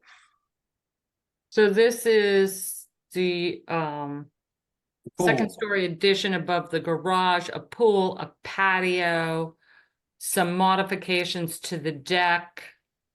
The only thing I would recommend is prior to signing off on any sort of building permit for the additions, for the addition above the garage, for the pool, patio, or anything else like that, that the small deck that should have been removed several orders ago and was never addressed, that be addressed prior to the staff filing, approving any additional building permits, that be addressed, and then we move on to the other projects. Yep. Yep, we agreed to that.